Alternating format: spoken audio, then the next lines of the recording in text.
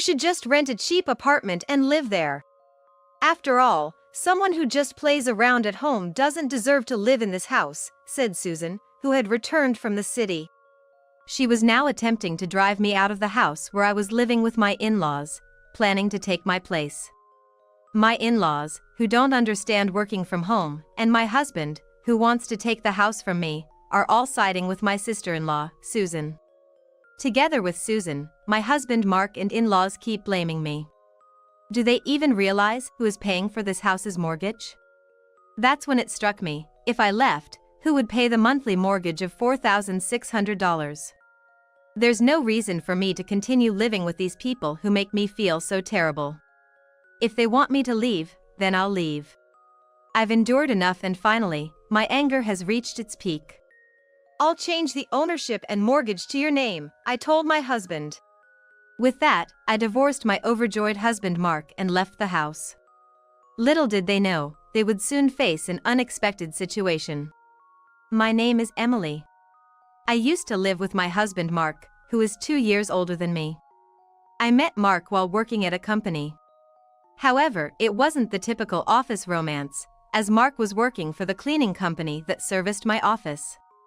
When I met my husband, I had just lost both of my parents in quick succession. First, my father was diagnosed with an illness and the doctors gave him only 3 months to live. While caring for him, my mother fell ill too, and despite her fight, they both passed away, leaving me alone. Having no siblings, I suddenly found myself all by myself, struggling to accept the reality that my parents were gone. After their passing, I would often find myself thinking of them at random moments and tear up. However, I tried to hide my feelings from those around me who were being considerate. I think I forced myself to smile all the time while at work. The first time my husband Mark spoke to me, I was trying not to let anyone notice as I stood in the hallway during a break, staring blankly outside the window, lost in thoughts of my parents. I had seen Mark at work before and we had exchanged nods, but we had never spoken, and I didn't even know his name. Yet, Mark approached me as I looked out the window and asked, "Are you okay? You seem a bit down." In response to my husband Mark's gentle inquiry, I found myself talking about my parents. Maybe it was easier because he was a stranger whose name I didn't even know. When Mark heard about my parents passing, he sympathized, saying he was close to his own parents and could understand the loneliness. I was glad that Mark listened to my story. After that, we started having brief conversations whenever we saw each other at work, and it didn't take long before we started meeting outside of work. Soon after we started dating, Mark introduced me to his parents. As Mark had mentioned, he seemed to have a good relationship with them. His parents, aware of my loss, were considerate and invited me to visit them anytime. I quickly grew close to my in-laws, and without a formal proposal, it naturally led to me marrying Mark. After the wedding, we rented an apartment near my in-laws and started our life together. After getting married, I quit my job and switched to a company that allowed me to work fully remotely from home. I did this considering the possibility of having children with Mark in the future. I told Mark about my career change, but it seems he didn't quite understand it. For now, he just knows that I work from home using my computer. Since my salary didn't change after switching jobs, I decided to take care of the living expenses. Mark earned less than I did, so we agreed that I would pay for our expenses, while Mark would save his salary, except for what he spent on social activities. Mark didn't have any expensive hobbies, and before we married, his social expenses were mostly just dates with me or going out with friends. Mark himself said he was okay with me managing our savings, so this is how we handled our finances. Working from home was all positives for me. Above all, I was happy that I could enjoy leisurely meals with Mark when he came home. This wouldn't have been possible if I were still working at my previous company. Before marriage, I often made simple meals just for myself, but now, wanting to please Mark, I find myself wanting to cook more elaborate dishes. Our life together was passing by peacefully.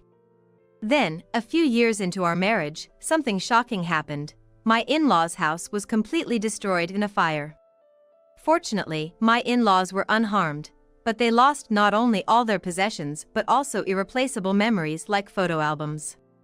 For a while, my in-laws stayed in our apartment, and they were deeply upset. I wanted to cheer up the two people who had helped me heal from the loss of my own parents, so I did everything I could to care for them. I cooked, of course, and also took care of the household chores during breaks from work, making sure they felt comfortable. On weekends, Mark and I would go out with them. However, my in-laws were conscious of being a burden and struggled to regain their usual cheerfulness. They often mentioned that they couldn't stay with us forever and were concerned about imposing on us. So, my husband Mark and I decided to build a house to live with my in-laws. Until now, my in-laws had never brought up the idea of living together, but in one way or another, Mark and I had been considering it. In preparation, I had been saving from my salary, separate from the savings my husband was making. Thinking it was better to get a mortgage sooner rather than later, I suggested that we use this opportunity to build a house. My in-laws were delighted, and the conversation quickly came to an agreement. The house they had lived in was a charming wooden structure built by my great-grandfather. It had been fine when they were younger, but as they aged, they started experiencing various health issues. Therefore, they had many requests for the new house. Mark, too, wanted to add various features, thinking that if we were going to build it, we might as well do it right. Ultimately, the cost ended up being much higher than anticipated. Still, convincing myself that we would be living there for a long time, I agreed to build a house that met all three of their requests. I began to sense something was off around this time. Mark was excessively claiming to his parents, Karen and John, that he was the one building the house, and they were constantly thanking only him. Even though the house and the mortgage were in my name. The down payment came from my savings, but it seemed like Mark hadn't mentioned this to Karen and John at all. Perhaps because of Mark's insistent claims that it was his house, Karen and John started pressuring me to thank Mark as well. I do appreciate Mark, not just for the money aspect. I paid more because I was able to. Not because I wanted gratitude from Mark or Karen and John. However, even when Karen and John said such things to me, Mark didn't stand up for me. Instead, he jokingly said, "That's right, you should be grateful to me for letting you live in a new house." I was definitely upset after being repeatedly told falsehoods. I understand that Mark has his pride, so I didn't ask him to tell his parents the entire truth. But I did ask him to stop making it seem like I was doing nothing. However, Mark, perhaps feeling more confident because of our new house construction, just wouldn't listen. And then, I found out that Mark was telling a terrible lie to his parents. Incredibly, he told them he worked at the same company where I used to work. The company I worked for is considered a well-known major corporation.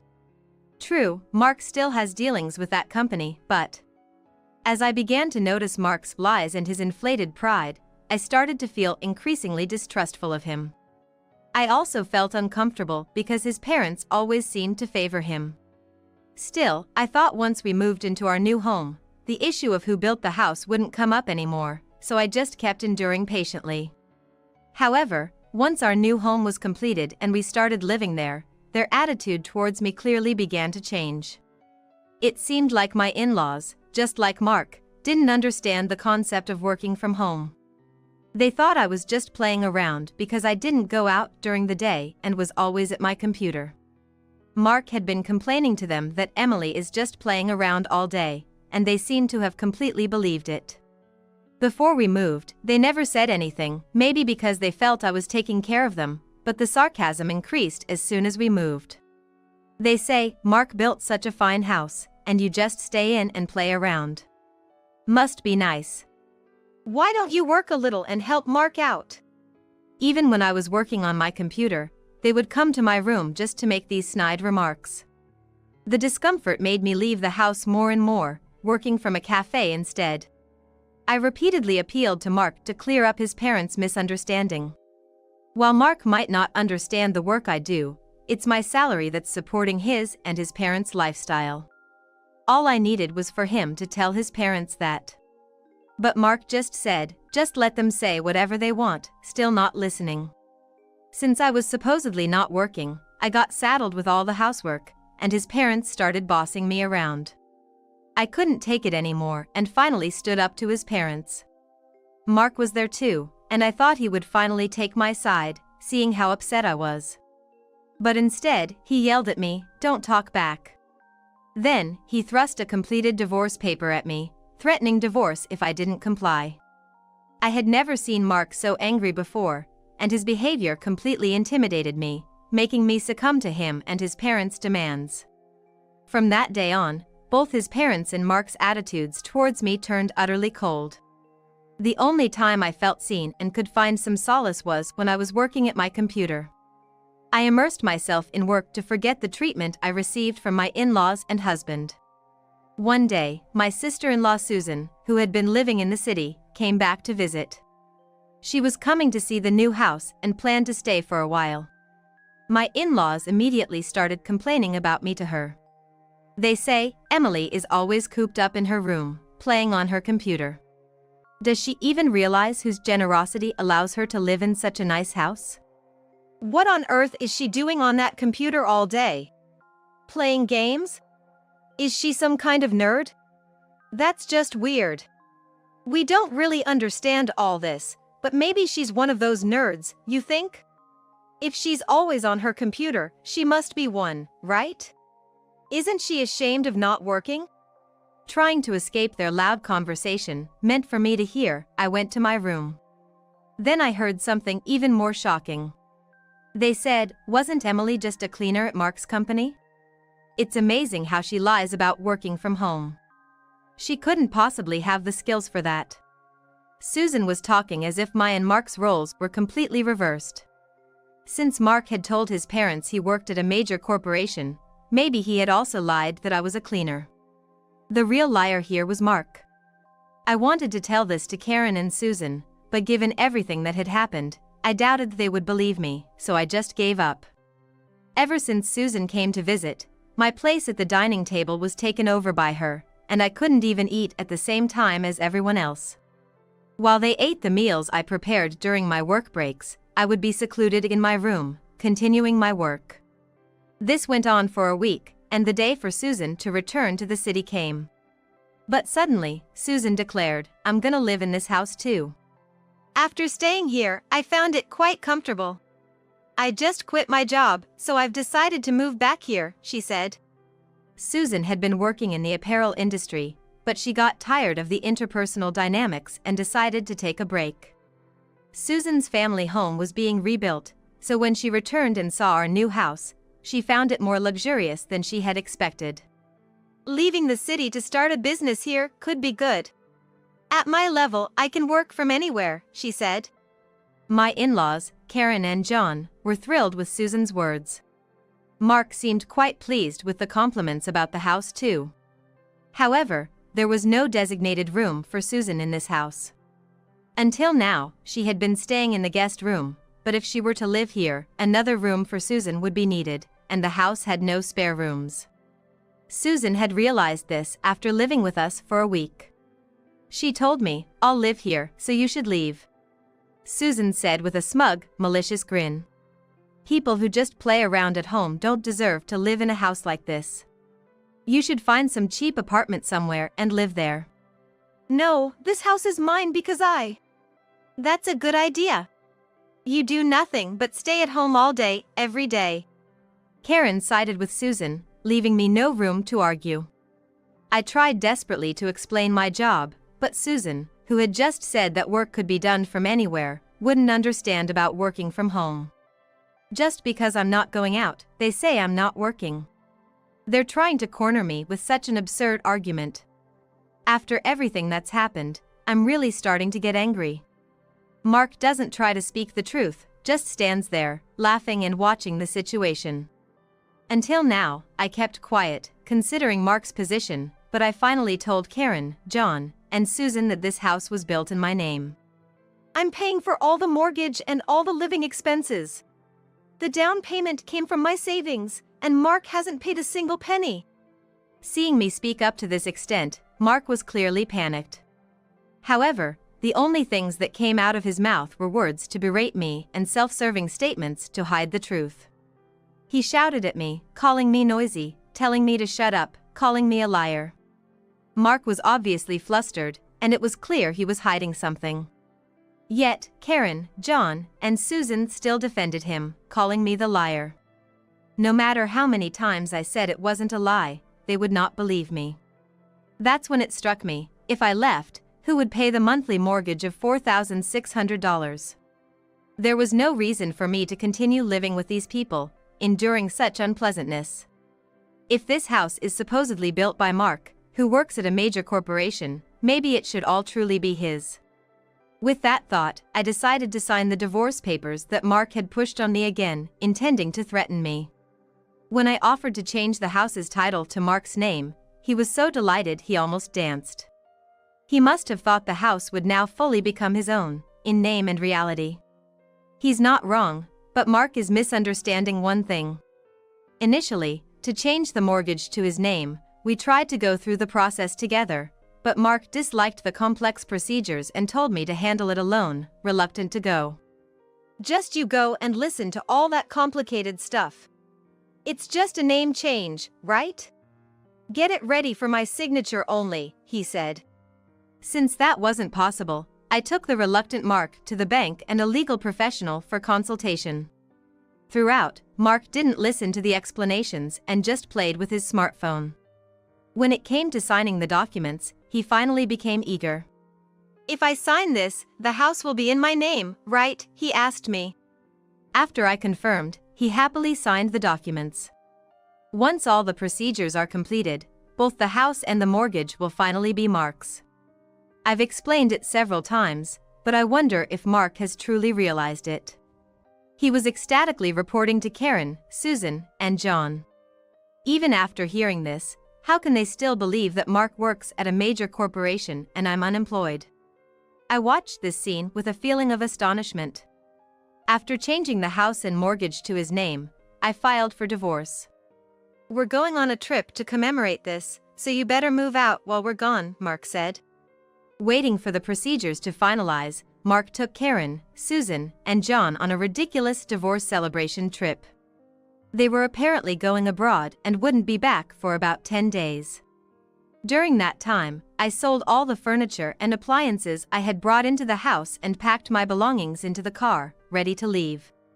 While handling various procedures in parallel, I was also looking for a new house and moved immediately after packing my belongings. The place we chose for our fresh start is the top floor of a high-rise condo. It was a stroke of luck that this mansion, worth about $5 million, was available. However, I thought it must have become available just for me, given the timing, and I decided to boldly purchase it. For the past few years, living with Karen, John, and Mark had been restless, so I was thrilled about my new life ahead. In fact, I had an inheritance left by my deceased parents. I had been investing using that inheritance even before marrying Mark. Initially intended as just a way to earn some pocket money, these investments turned out to be a huge success, and now my assets amount to several $million. I had planned to use that money for a relaxed, early retirement with Mark in the future. I had kept this asset a secret, intending to surprise Mark, but now I'm truly glad I never mentioned it. If I had told them, Karen, John, and Susan might have joined forces to take my assets. Living with that family, I painfully learned just how careless they are with money. The house I lived in with Mark and his parents was decorated mainly based on their preferences, so it wasn't to my taste. With the move to the condo, I took the opportunity to create a space I love, carefully crafting the interior to my liking. Now, it has become the perfect space, surrounded only by things I adore. Above all, there's no one around to make snide remarks, so I can happily work from home. Once things settle down, I'm planning to join a cooking class or yoga studio. Finally, in this enjoyable and free time, I have regained a peaceful mind for the first time in years. The call from Mark came the night they returned from their trip abroad. He must have realized that the furniture and appliances were gone upon returning home. He demanded them back, but I paid no attention. Everything was bought with my money, so it's my prerogative to do what I want with it. I didn't want to leave anything of mine in the house of those who had caused me so much suffering, not even the furniture and appliances. Of course, they were unnecessary for my new home. When I told Mark that I had already sold them, he still demanded, "Buy them back immediately." "It's impossible. You, working at a major corporation, should just buy new ones," I retorted and then hung up the phone. That day, Mark called several times, but I ignored all of his calls. Months had passed since Mark and his family returned from their overseas trip. I had completely forgotten about my previous life and was having a great time, getting along well with my neighbors. That day, I was returning from a cooking class I attended, invited by a friend who lived on the floor below. Suddenly, I received a call from Mark, and although I was suspicious, I answered, thinking there might be an issue with the paperwork that needed attention. I answered the phone, and immediately Mark shouted in a loud voice, "What is this all about?" It was just like the day they returned from their overseas trip. Wondering if there was anything else besides the furniture and appliances that could have angered my husband, I decided to listen closely. It turns out, he had finally noticed the amount of the loan repayments. When he opened the letter that had arrived at the house, he saw that the loan repayment amount was listed as $4,600 per month, which is why he called in a panic. "Wasn't the loan already paid off?" he exclaimed. "Of course not. The bank explained everything clearly, didn't they?" "That's impossible. I never heard about it. And with the fire insurance and your savings, why didn't you pay off the mortgage?" "No way, that's impossible. Do you even realize how much that house was worth?" Shockingly, it seems Mark believed the mortgage was already paid off. Despite the bank's detailed explanation, which Mark had nodded to, he was apparently under a different impression. I was sitting right next to him, watching and listening, so I remember it well. Even if Mark wasn't paying attention, he already signed the mortgage transfer, so it's too late now. Mark kept trying to find a way out of the mortgage payments, but there was nothing I could do about it. Eventually, he seemed to realize that he had no choice but to repay the loan, and fell silent, seemingly frustrated. "I thought you'd be struggling to find a place to live," Mark said, clearly under the impression that I was in a dire situation. The reason Mark could freely spend his salary until now was because I was the one covering our living expenses. Even after our divorce, I have no trouble living on my own. It's too late for him to realize that he was relying on me for everything. I wonder what kind of life my pretentious ex-husband Mark has been leading these past few months with his parents, Karen and John. Most likely, they were living luxuriously, doing whatever Susan suggested. And then, he realized there was a mortgage to be paid. I wonder what Mark is going to do now, I thought, as if it were someone else's problem. Since we're practically strangers now, I couldn't care less about how much trouble my ex-husband and his parents, Karen and John, are in. Seeing my husband so frustrated, I decided to tell him the truth. "Too bad. I moved into a luxury condo with the money I made from a successful investment."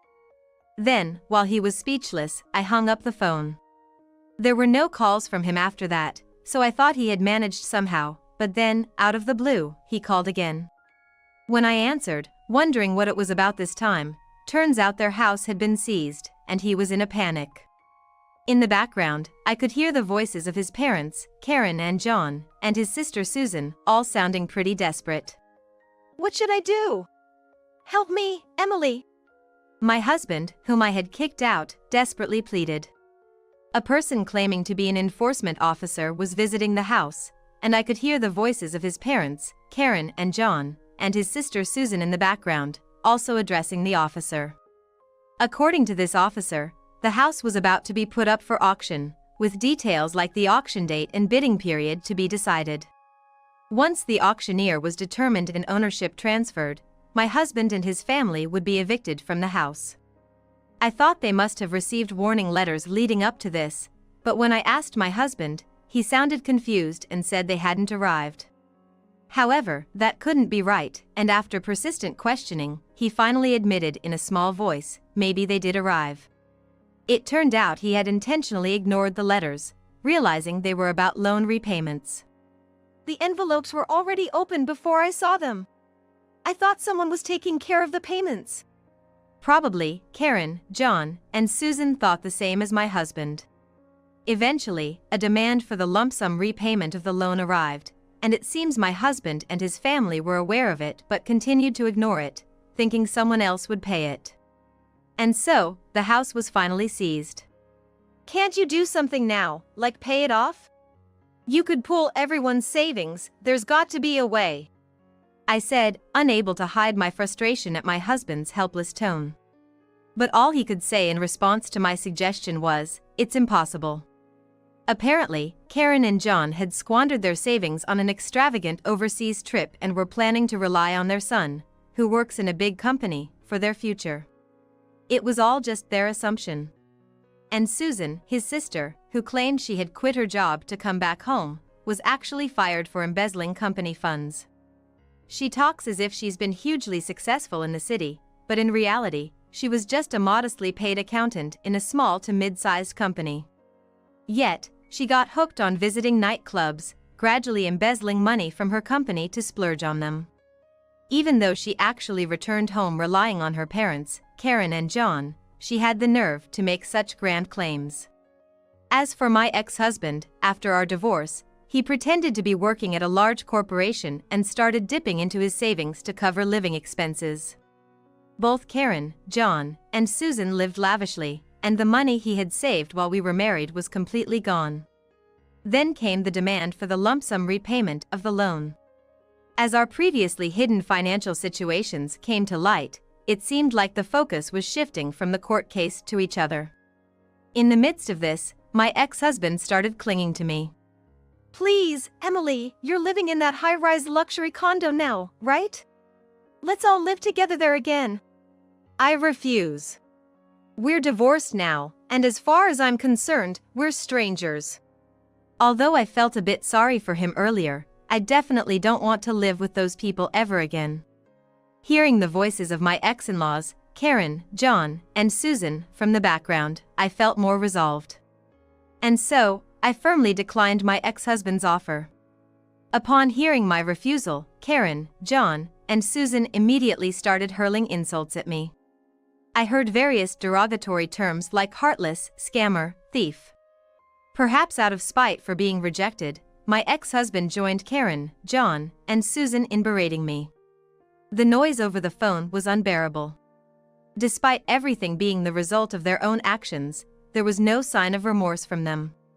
Eventually, all four of them started a blame game, leaving me out of it and beginning to argue among themselves. I decided then and there to never involve myself with these people again, quietly hung up the phone, and blocked my ex-husband's number. A few days later, I came across a concerning headline in a corner of the newspaper. The article about a father and son getting into a fistfight and the police being called out made me suspect it was about my ex-husband and his father. I decided to contact a mutual acquaintance of ours who lives near my ex-in-law's home. Sure enough, the incident reported in the newspaper was about them, and it happened after I had hung up the phone on my ex-husband. The article mentioned that a neighbor noticed the fight and called the police, leading to their arrest. My ex-husband, his father, along with Karen and Susan who tried to intervene, all sustained injuries that would take about 2 weeks to heal completely. After receiving a stern warning from the police, they were released, but the incident making the newspapers meant my ex-husband, although not fired, faced severe reprimands at his workplace. The cause of the parent-child fight was embellished and quickly spread throughout the company. My ex-husband feels uncomfortable at work, but can't afford to quit due to financial necessities. Eventually, a buyer was found for the house, and they were forced to move out. Somehow, they managed to find a new place, but it's an old, cramped, bug-infested apartment, a far cry from their previous home, where the family of 4 began their new life. Bugs appearing daily in the room are causing Susan and Karen to make such a fuss that they have already received complaints from the neighbors. They tried to work and rent a new house quickly, but both in-laws and Susan seem to get into trouble at work and end up being fired.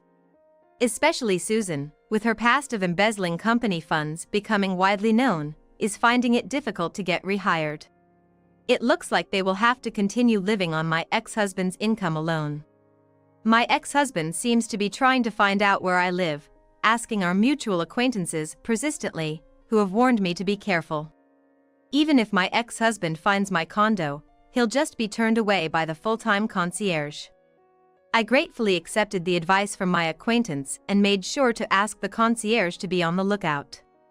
With this, the turmoil with my ex-husband and his family finally comes to an end. It hasn't even been a year since I left that house, but it already feels like a distant past event. I've completely adapted to life in my luxury condo, enjoying my days filled with hobbies and work. I plan to enjoy my carefree single life for a while, without thinking about marriage.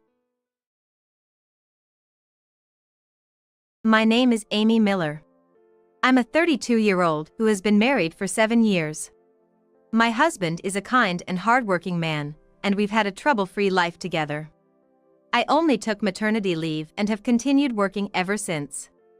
We're what you'd call a dual-income family. Even before we had a child, my husband Owen was involved in parenting, and after becoming a dad, he helped even more with daycare drop-offs and household chores. I always thought I was more blessed than most wives out there. Then our child turned 6 and was about to start elementary school. I began to notice something wrong with my husband's health. "Why don't you go to the doctor?" But he didn't go because he was too busy with work. By the time he was willing to go, he was diagnosed with end-stage renal failure and needed a kidney transplant. His strength declined gradually, and as he became unable to work, he was forced to retire, and he couldn't even take care of our child properly anymore. As a result, everything fell on my shoulders, and I was spinning with the busyness of work, house chores, childcare, and taking care of my husband. My husband would whisper "I'm sorry" in a weak voice, which was heartbreaking, and I pushed myself even harder. But no matter how hard I tried, the mind and body are separate, and my body started to scream in pain. That's when my mother-in-law brought up the idea of living together. "It's too much for you to handle alone, isn't it?" Indeed, I felt I was nearing my limit. My mother-in-law lost my father-in-law soon after we got married and has been living alone ever since. She must feel lonely, but she never complains, and whenever I visit her, she greets me with joy. I can't even begin to express my gratitude to my mother-in-law, who gets along with me so well, it's like we're friends. Tears flowed from the sheer difficulty of it all when she offered to move in. Living with my mother-in-law turned out to be a blessing beyond what I had imagined. While I was out working during the day, she would take care of the housework and the kids. My first grader daughter didn't feel lonely, thanks to her. Snacks were always homemade, and my mother-in-law would help her with her homework. She tended to my husband as well, encouraging him to do what he could on his own, but it seemed she often had to step in because he easily grew tired. When I got home, I would take over, but since I could do things faster than my husband could help, I often let him rest. Maybe that was my mistake, because gradually he stopped doing anything at all. "I'm just feeling really sluggish." Unaware that it was just an excuse from my husband, I accepted it all, thinking he was ill. But it seemed like he believed that if he said so, he wouldn't have to do anything. As he did less and less, he began to look for distractions outside the home. While searching for a donor, my husband started going for dialysis 3 times a week. At first, during his 3 weekly hospital visits, he apparently went to the arcade and roamed around various places. He seemed apologetic each time, but he must have believed that my words, "That's great. You have enough energy to go to the arcade," meant that I was okay with him playing around. This way, he increasingly turned his attention outward, and before I knew it, he left everything to my mother-in-law and did as he pleased when he felt well. I can't blame him, he's sick after all. I kept telling myself. No matter how tough it got, even when I was too exhausted to move, I kept telling myself, "I'm still okay, I can do this." Then one day, we got the call from the hospital they had found a donor. And it turned out that the donor was me. "Please, Amy, give me your kidney." Upon learning that I could be a donor, my husband begged me on his knees. I was delighted at the thought of my beloved husband getting better. But if I stopped working, our family would quickly be in dire straits. There were risks involved with the kidney removal surgery, I was told by the doctors. Was it really okay for me to be the donor? But if it makes him well again? I'm his wife, after all.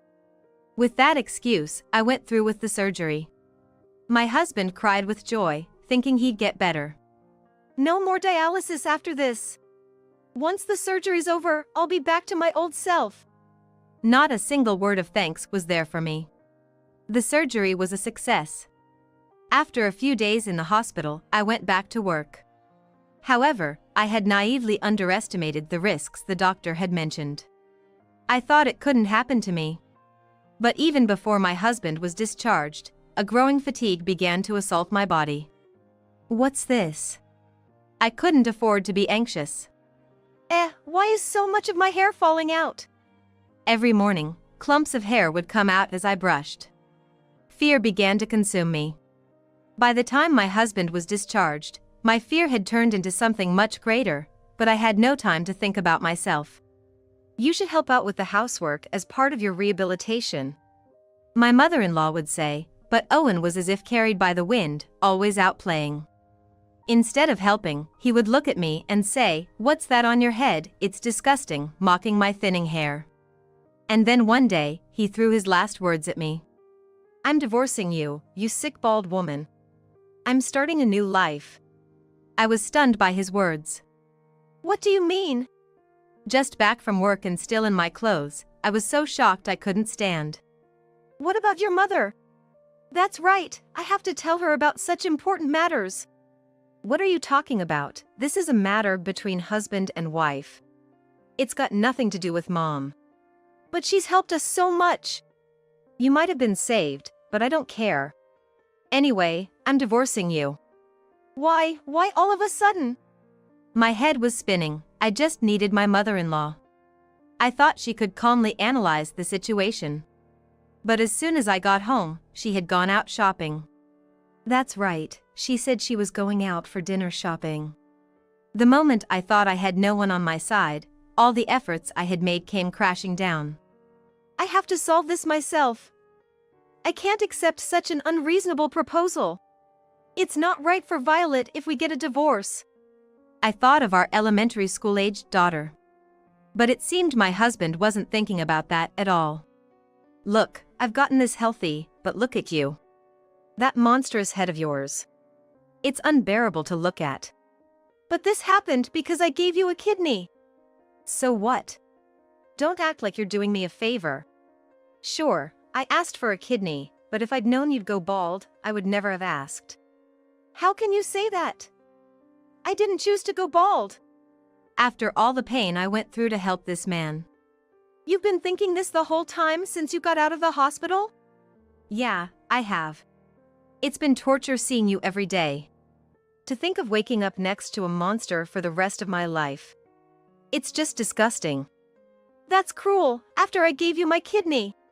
You're gonna say that? Sure, I asked for it, but who would have thought it would turn you into a monster?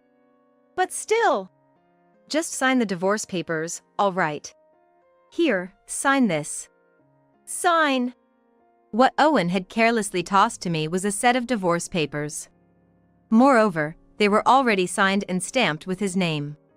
Once you sign this, we're strangers. That'll be a relief, won't it? But what about Violet? She's still in elementary school. Wouldn't she be sad if her parents got divorced?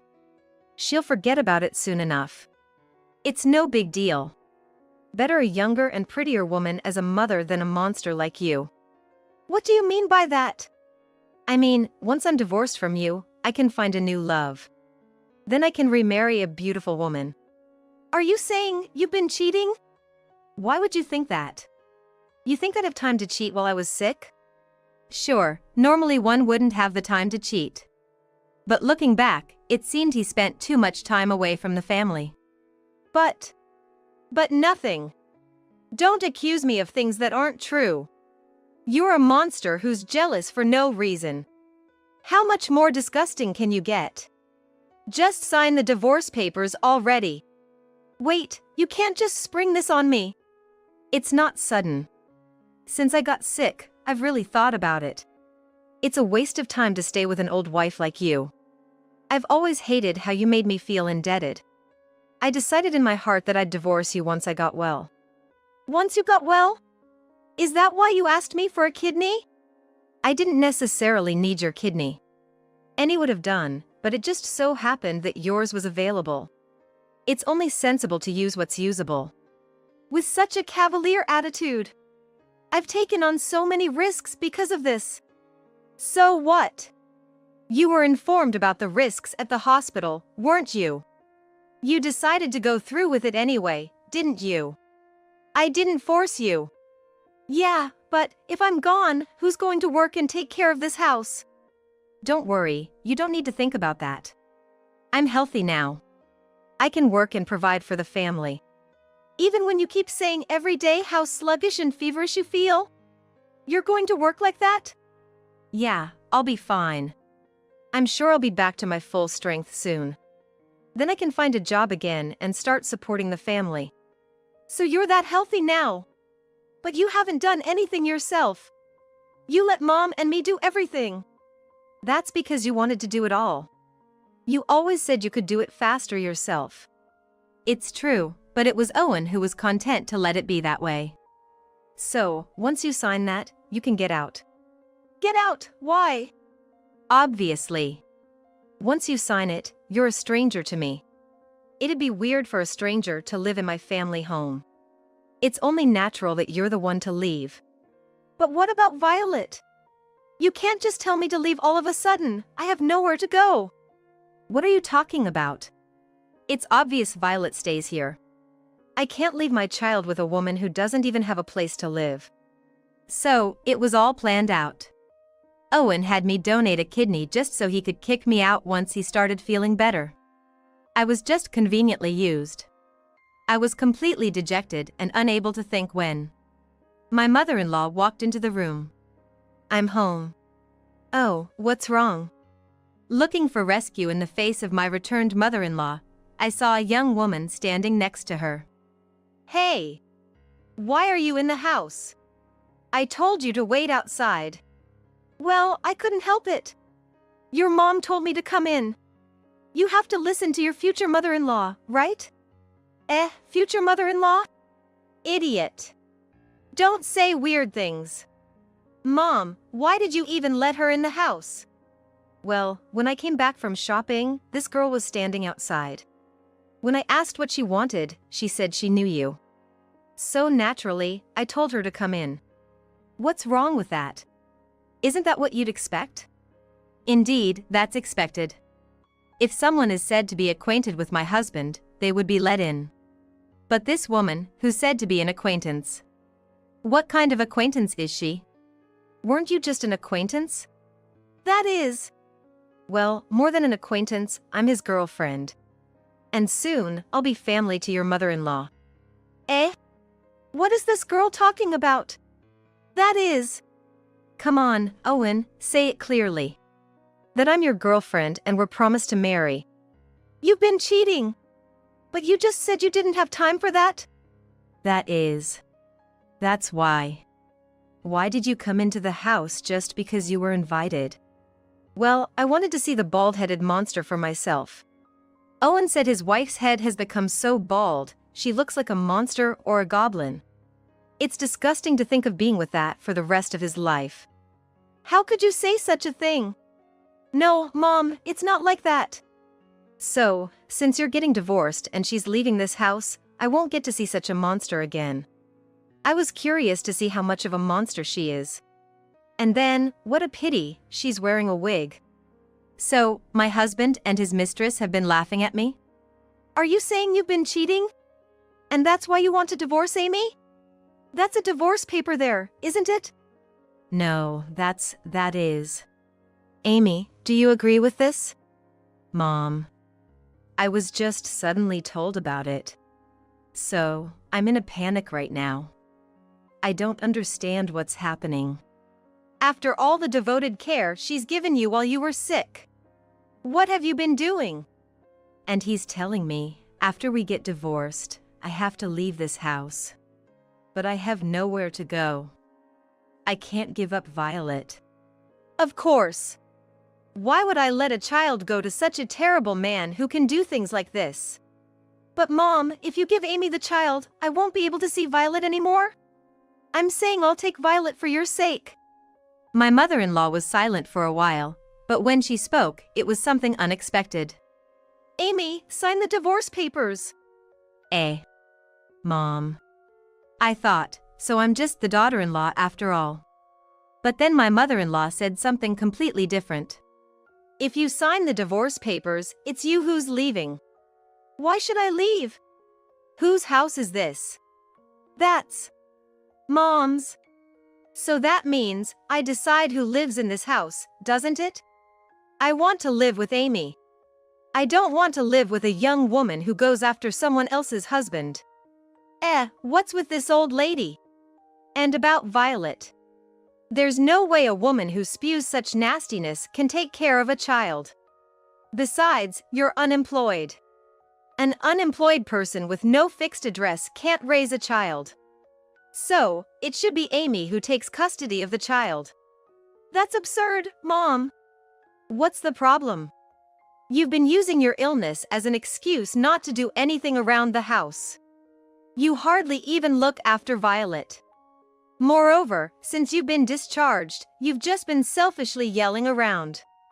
Can't you see that Violet is scared of you? Why? Parents get angry sometimes, don't they?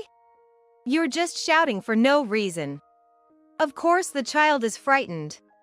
That's not what being a parent is about. You're the one who has to leave. Mom, you're not on my side? I'm on the side of what's right. You're wrong. You betrayed a dedicated wife like Amy. How could I possibly be on your side? Damn it. Fine then. Owen grabbed the signed divorce papers and left with the woman. After they left, my mother-in-law kneeled down and apologized to me. I'm so sorry. I never knew he would do such a stupid thing. He didn't understand at all how much you struggled to take care of him. I can't ask for forgiveness, but please. You've done nothing wrong. Please lift your face. I'm sorry. It's my fault for raising him wrong. That's not true. My kind mother-in-law apologized again and again, blaming her upbringing. How could the child of such a kind person turn out like this? Every time I remembered my former husband, I just couldn't understand where things went wrong. 3 months later. As usual, living with my mother-in-law and Violet, I received a call from my ex-husband Owen. But I couldn't bring myself to answer the phone and just ignored it, yet Owen left a message. Thinking I might as well listen to it, I played the message, and it was as selfish as ever. Why aren't you picking up the phone? I'm in a serious situation here. Turns out I have liver disease now. I need another transplant. Your liver would be perfect for me. So give me your liver. Then I can be healthy again. Please, pick up the phone. My ex-husband sounded almost hysterical. I thought to myself how utterly selfish he was. When I told my mother-in-law, she looked pained. What do you think, Amy? I'm sorry to say this, but Owen is a stranger to me now. After everything he's said and done, I can't bring myself to give anything to him. Of course. You're not wrong. That must be divine punishment. I'm sorry. Don't apologize. I'm sure if you gave your liver, he wouldn't be grateful. Besides, if you were to get sick from the donation, it would be terrible for Violet. You're making the right decision. It's okay, that's the way it should be. If he contacts you again, just tell him straight. Thank you. And if God forgives, surely a donor will be found. If not, that's the punishment he's been given, it can't be helped. My mother-in-law said this with sad eyes. It was a hard choice for her, thinking of her son. It was a hard choice for her, thinking of her son. Yet, the pain of not being able to do that must be immeasurable. But she knew that even if I did donate, Owen's character wouldn't change.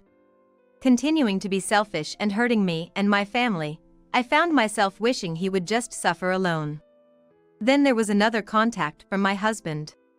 The number of calls was devilishly high, and the voicemails were full of bitterness because I wasn't answering. Out of frustration for not answering the calls, Owen came to our house. As before, when I returned from work, my mother-in-law had gone shopping, and I was alone in the house. I felt a slight fear of Owen's actions, as if he was intentionally waiting for my mother-in-law to be out. "Hey, Amy." Owen, who greeted me with those words, looked gaunt and his complexion was poor. It seemed like his illness had advanced significantly. "Why the hell aren't you answering your phone?" "Why would I? I don't want to talk to you." "But I left you a message." "I heard it." "Then why didn't you respond?" "I didn't see the need to." "I'm begging you, why won't you help me?" "It didn't seem like begging, and even if it was, I have no intention of being your donor." "Why not?" "I don't have much time left." "My condolences." "I'm still alive." "That's unfortunate." "Please, give me your liver." "No, thank you." "Why the hell not?" "Don't you understand why? Think about what you did to me after I gave you my kidney." "That couldn't be helped." "I don't think it was unavoidable at all. No matter how much you beg, I won't become your donor. If I did and something happened to me, you would just play ignorant, wouldn't you? If you need a liver that badly, ask her." "That's... Nora left me when she found out I was sick. She dumped me and left." "Well, that's tough. But it's what you deserve." "Don't say that. Being divorced means I'm alone. You have no idea how hard it is to endure feeling sluggish every day and still have to work." "I understand. I gave you a kidney, remember? I still feel sluggish from that. Yet, I do the housework, take care of the child, and work. I think I have it harder than you." "Then I'll remarry you. I'll overlook your baldness. Marry me, give me your liver, and I'll work this time. That way, you can take it easy, right?" "Time out. I'm not relying on you. And marry me as if it's a favor from you? How can you even say that when you're in trouble? I won't give you my liver. Don't come back." "Don't be like that." "If you keep this up, I'll call the police, got it?" Hearing the word police, Owen fled like he was running away.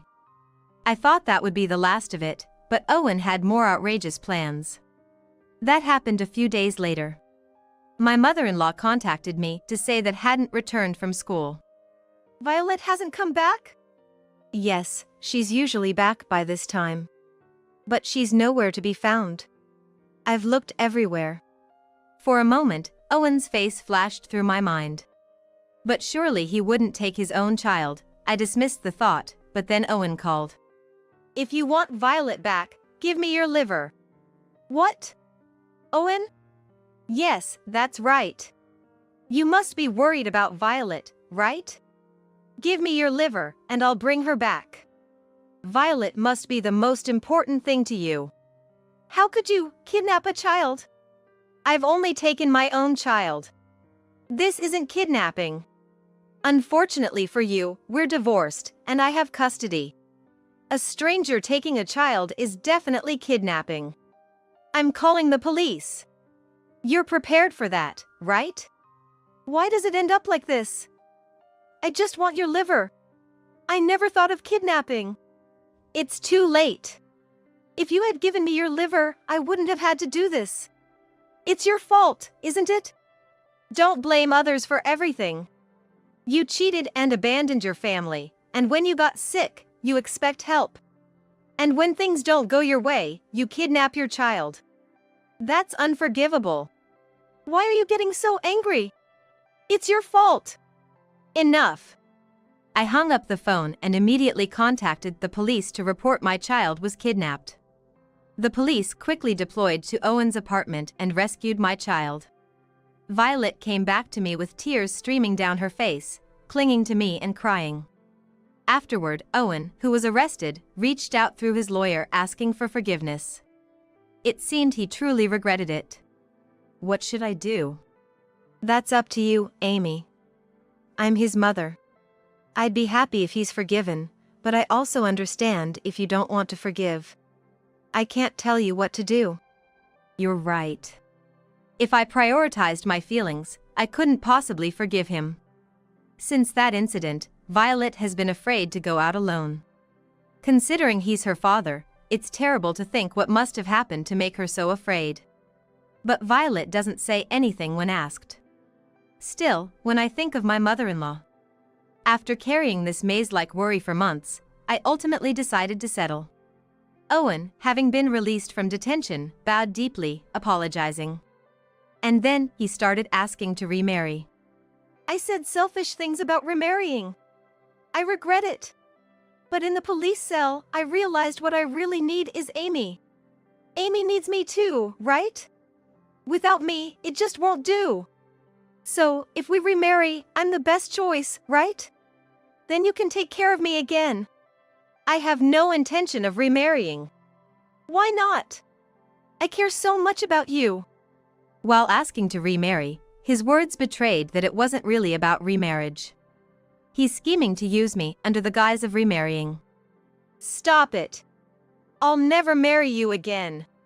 Since he brought up the issue of being a donor again, after discussing with my mother-in-law, I decided to move with my daughter.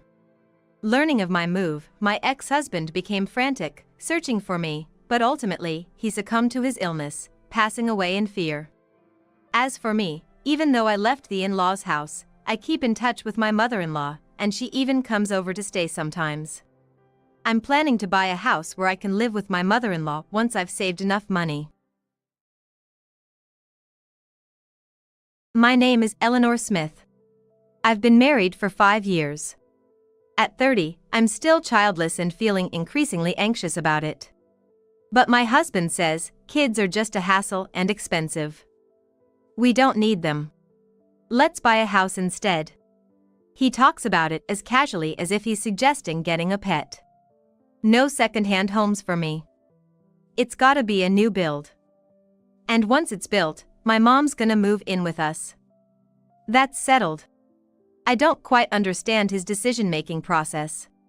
But my husband is absolutely obsessed with owning our own home. My husband, George, is an only child, so I anticipated living with my mother-in-law eventually. I don't particularly dislike her, and I thought there wouldn't be any issues. Therefore, I agreed to move forward with buying a house. We carefully planned the layout to ensure a peaceful family life, even paying attention to things like the direction the house faces. The home we built is something I'm satisfied with. And so, my mother-in-law moved in, marking the start of our new family setup. However, problems started to emerge as soon as we began living together. My mother-in-law's personality, which I hadn't noticed in our infrequent meetings, became glaringly obvious. She wouldn't return my morning greetings, recleaned areas I had already tidied up, and criticized the way I cut vegetables in the kitchen. If I did it her way, the next time she'd insist on something entirely different. Maybe she's just trying to teach me. But then again, maybe she forgets what she said due to her age. I tried to think that way.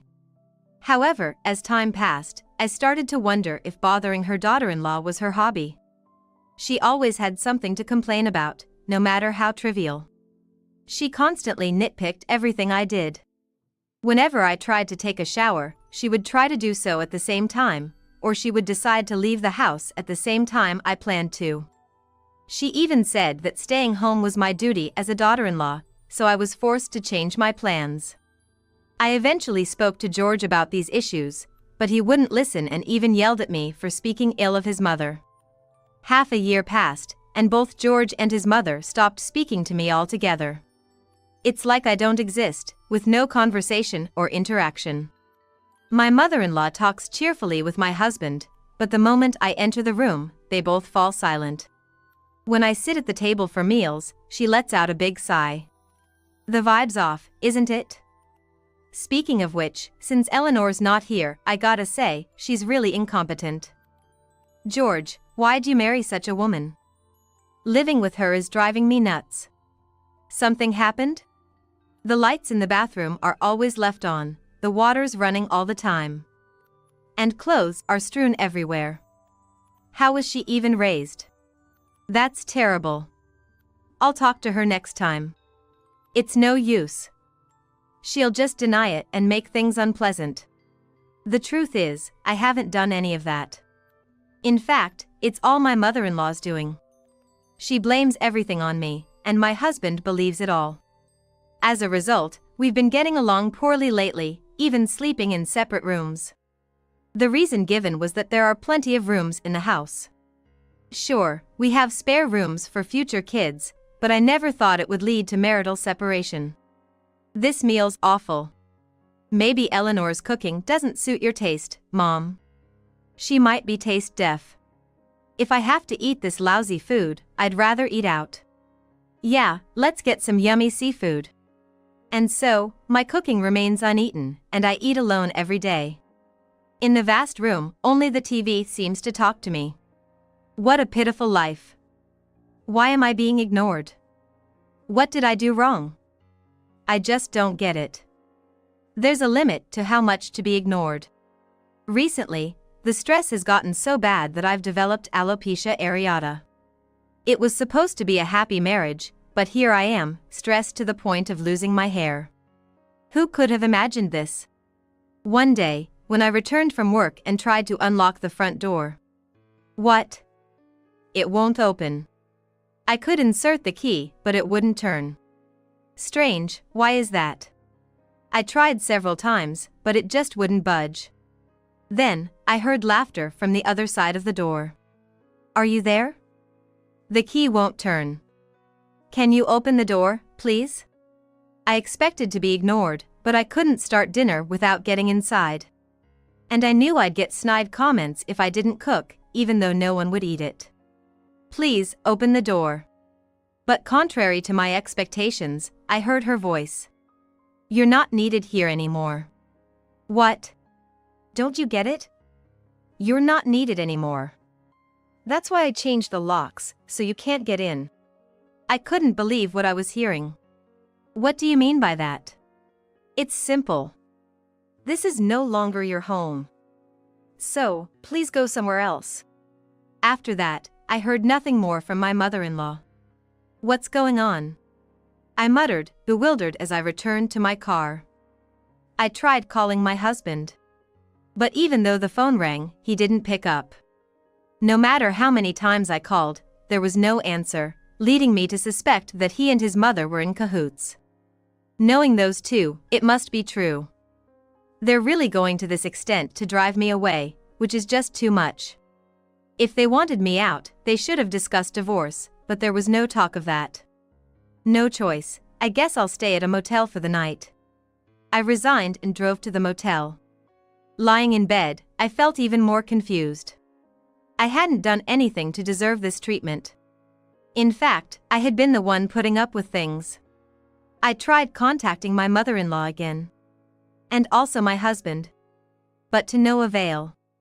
I tried calling at different times, even when I thought my husband would be home, but he still didn't answer. What's happening? Do they want to break up? If so, they need to tell me because I can't understand without any communication.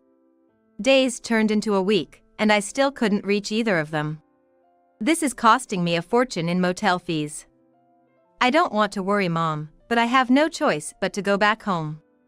So, I decided to return to my parents' home for the time being. But that house is mine, too. If this continues, I'll keep paying the mortgage without living there. This is ridiculous. After much thought, I decided it was pointless to keep paying the mortgage and resolved to sell the house. I contacted a friend who was a realtor, and they said they could quickly sell it. Well, it's bound to be lower than the purchase price, considering it's been 3 years. I reasoned with myself, preparing to hand it over to the realtor. It's not fair to sell the house without telling George and his mother. If they were suddenly told to vacate, they'd be in trouble too. Even though they had done the same to me, I couldn't bring myself to do it when I thought about their predicament.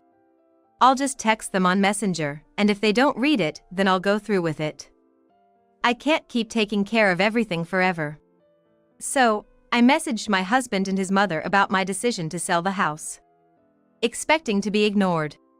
But surprisingly, right after sending the message, I got a reply from my mother-in-law. What the heck is this? Hi, it's been a while. How dare you say such a cliché? Well, I couldn't think of any other way. What's this all about? Why are you selling the house? It doesn't make sense to keep paying the mortgage when I'm not living there. You're supposed to pay it, aren't you? Why should I? Because you built that house. True, but then I guess it's my decision to sell it, right? That's ridiculous. We're living here. That's why I'm telling you about it now. I wouldn't want you to be suddenly forced to leave. Of course. We'd have nowhere to go if you just kicked us out. I was in the same situation, you know. What are you talking about? About the time you changed the locks and I couldn't enter my own house. That was necessary. We really don't need you around. What an attitude. Even after doing such terrible things, she doesn't feel any guilt. Anyway, there's no need for me to keep paying the mortgage anymore. I'll be selling the house soon, so please prepare to move out. I won't allow that. Even after that, a flood of messages from my mother-in-law kept coming and pressing me hard. But I didn't respond to any of them, completely ignoring her messages. I've said what I needed to say, and whether they move out or not is their own decision. However, that night, my husband called. It seemed he thought I stopped replying because it was a text conversation. Hey! What's this all about? What do you mean? You must have heard from your mother. Besides, am I being kicked out of the house because you want a divorce? We're not talking about that right now. Don't change the subject. I won't allow you to sell the house. But this is my house. But the house is in my name, isn't it? In your name? What's that supposed to mean? Don't you remember when we were building the house, and we discussed whose name it would be in? You said you'd handle the living expenses, so the mortgage should be in my name. Oh, right. That's true. But what does that have to do with the ownership? Didn't you say it would be too much hassle to arrange the paperwork in your name? And when I said if the house was in your name, you'd have to pay the taxes, you didn't want that. So, you insisted it be in my name, remember? Yeah. I guess I did say that. But even if it's in your name, I'm living here. And we built this house together. But I, the owner, am not there. It's absurd to keep paying the mortgage after being kicked out. That's why I've decided to sell it. There's nothing odd about it. It's a house built for the family. Then are you going to take over the mortgage payments? If so, that's fine by me. Back then, my husband left everything to me. The house's title, the taxes, the paperwork, and the mortgage. Everything was made to come to me. Now that I can't enter the house, it's unnecessary for me. Don't be ridiculous. I'll never allow you to sell the house. Then let's have a proper discussion. If we continue living separately, it needs to be decided whether we get a divorce or not. My belongings are still there, after all. Above all, I don't like this uncertainty. All right, that makes sense. Come over tomorrow, then. So, I stepped into that house again, but I was faced with a shocking truth. Let's settle the divorce issue first. My husband said, presenting me with a blank divorce form. He probably searched for the website and downloaded it. He really intended to divorce. Staring at the divorce paper, I couldn't decide whether to sign it or not. Should I make it this easy to end the marriage? I had anticipated something like this, yet I hesitated. What's the matter? Hurry up and sign it. I can't be married to a woman who does things her own way. I disliked what you said yesterday, and that made me want to divorce for sure. So, it's all my fault, is it? What are you hesitating for? Take it quickly. Yes, hurry up and proceed with it. We don't need a selfish woman like you. That's when it happened. The front door opened, and a woman's voice said, "I'm home." Moreover, she entered the living room carrying bags filled with vegetables and meat. "Oh, do we have a guest?" Sorry, I didn't notice, she said, noticing the divorce paper on the table and smiling unpleasantly. Ah, the ex-wife. Finally ready to agree to the divorce, right? Excuse me? You not divorcing George meant I couldn't marry him. Right, George. Wait, what does this mean? George always told me you wouldn't agree to the divorce. Of course, that makes sense. At your age, remarriage must be difficult. Clinging to the role of a wife, I get it. What are you talking about? What do you mean, what? You know George and I have been together for 3 years, right? What? 3 years. Around the time this house was built?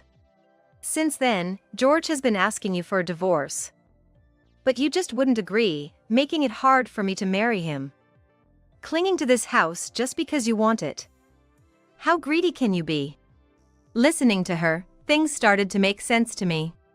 So, you started being harsh to me right after we moved in with your mother because you wanted to remarry with this person. You had a girlfriend?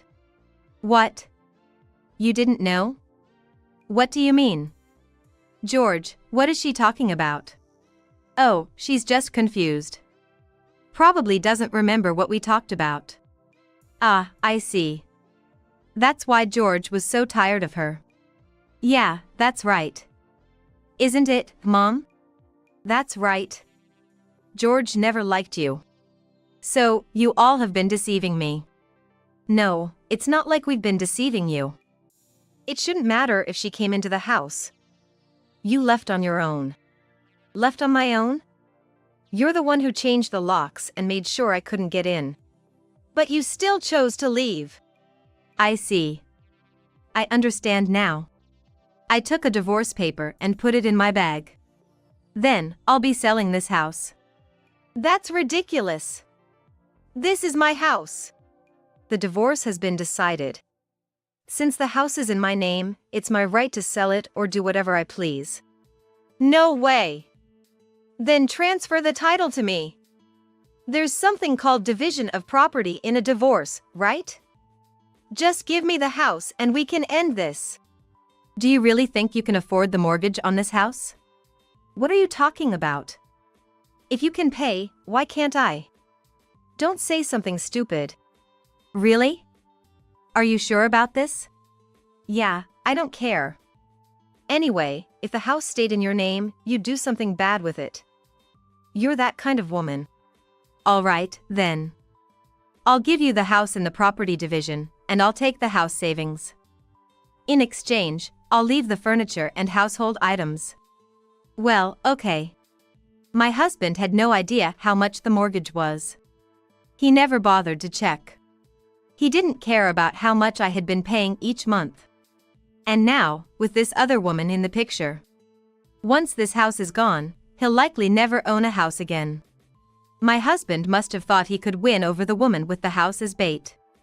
Once the house is gone, it's clear she will look down on him. That's why, even if he has to give up his savings, he wants to keep the house. What a foolish man. The lowest of the low, he deserves to go to hell. A month later, I received a call from George. To my amazement, he was frantic about the mortgage not being paid. Hey! What's going on? The mortgage isn't paid. What? That's none of my business now. The house is yours. What are you talking about? The title might be mine now, but the mortgage is yours. What? Why would that be? I just asked for the title, I never said I'd pay the mortgage. That's why I asked if you could afford the mortgage. You said it would be easy, remember? What? Is that what you meant? What else could it mean? I asked if you were sure, but now there's nothing you can do. The mortgage. I have to pay it? Why did you think I would be paying after that conversation? How selfish can you be? How much is the mortgage each month? It's $2,000 a month. $2,000? Half of my $4,000 salary is going to the mortgage? Exactly. How can I live like this? My allowance, her allowance. You give her an allowance? Of course. Of course. I never got an allowance from you. But you were working. Then she should work too, right? No, she can't. She's a natural-born lazybones. I can't ask her to work. Ridiculous.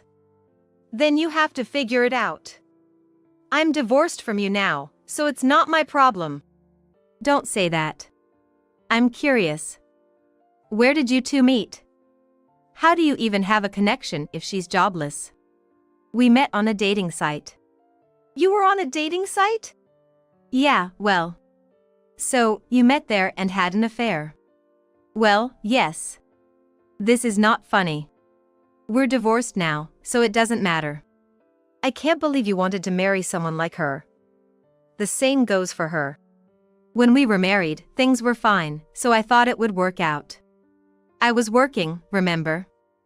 Well, do as you like. I don't care anymore. 6 months passed. Without any contact from George. I thought he and his wife must have managed to get by. However, what George said next was completely unexpected. It's no good. What now? Actually, I was planning to use Mom's savings to pay the mortgage. But she doesn't have any savings. Oh, your mother, she's quite the social butterfly. Exactly. She said in the past 3 years, she's been traveling, going to bars, and eating at fancy restaurants. She doesn't have any savings left. I see.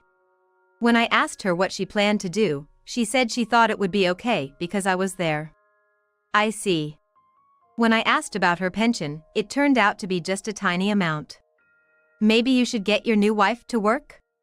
Yeah, I realized this situation was bad, so I asked her to work. Then she said it's terrible to ask her to work since she's never had a job before. She said she married me because I promised she wouldn't have to work and that I'd support her as a housewife. But she doesn't even do any housework. Well, she's a cute wife, isn't that enough? She's always fighting with Mom every day. Your new wife fights with your mother? Yeah. In the end, Mom loses and does all the household work. Wow, she even defeated her mother-in-law. That's some strength. Too strong. This is unsustainable. Well, that's what you chose. Don't say that. Please, lend me some money. What? You're asking me, a stranger, to lend you money? You must be joking. We're strangers, why would I lend you anything? You should have your own personal savings. Well, I spent a lot to win her over, and now my savings are gone. How foolish can you be? I thought you would keep paying the mortgage, so I believed everything would be fine. And yet, why did you cheat and get a divorce?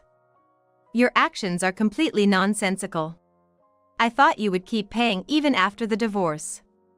I believed you wouldn't abandon me because you're kind. That's some wishful thinking. Who in the world, after being dumped, would still support their ex? That's just not happening. You really won't lend me any money? Of course not. No one lends money to someone with no prospects of paying back. Fine. Then I'll borrow from a payday loan service. Do whatever you want. It has nothing to do with me. The debt collectors will come to your place? What? Why would they come to me, a stranger? That's not going to happen. Despite his nonsensical claims, 6 months later, he came to see me directly. I borrowed from a payday lender. It seemed he had really borrowed and was trying to make it work. But I can't make the repayments. How much did you borrow? I borrowed enough for the short term, but then the next month's mortgage payment came, and I ended up with both the payday loan and the mortgage. That's to be expected.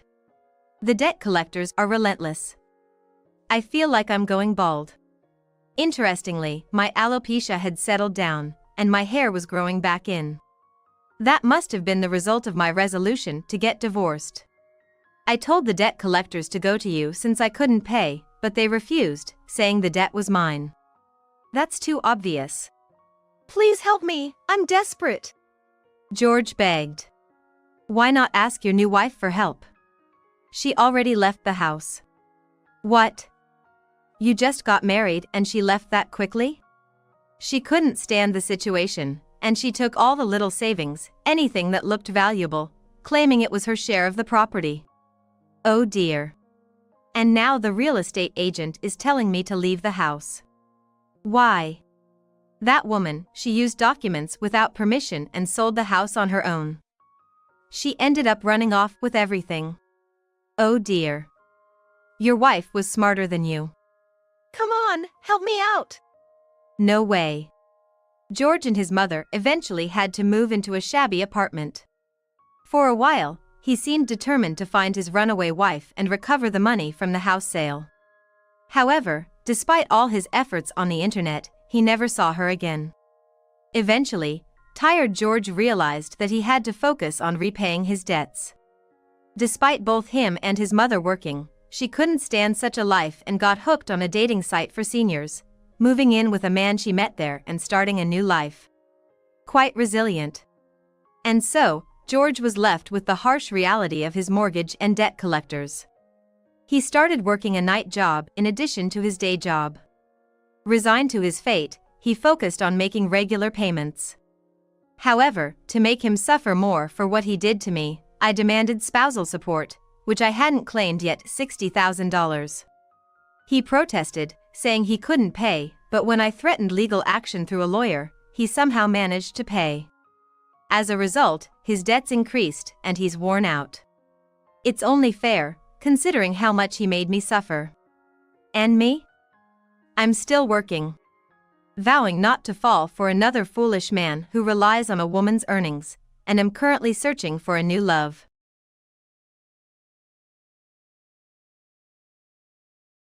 My name is Emily. Recently, my husband William got promoted, and I sent him a gift to celebrate. I had been feeling something was off about him for a few months, and the day after I gave William the gift, his true colors were revealed. Hey, why was the gift I gave you yesterday just sitting in the trash? You thanked me for it when you received it yesterday. Didn't you like it? Huh? Whatever. Why do you have to check up on every little thing? It's my gift, so I can do whatever I want with it, right? Besides, it was probably some cheap stuff anyway, so I threw it out.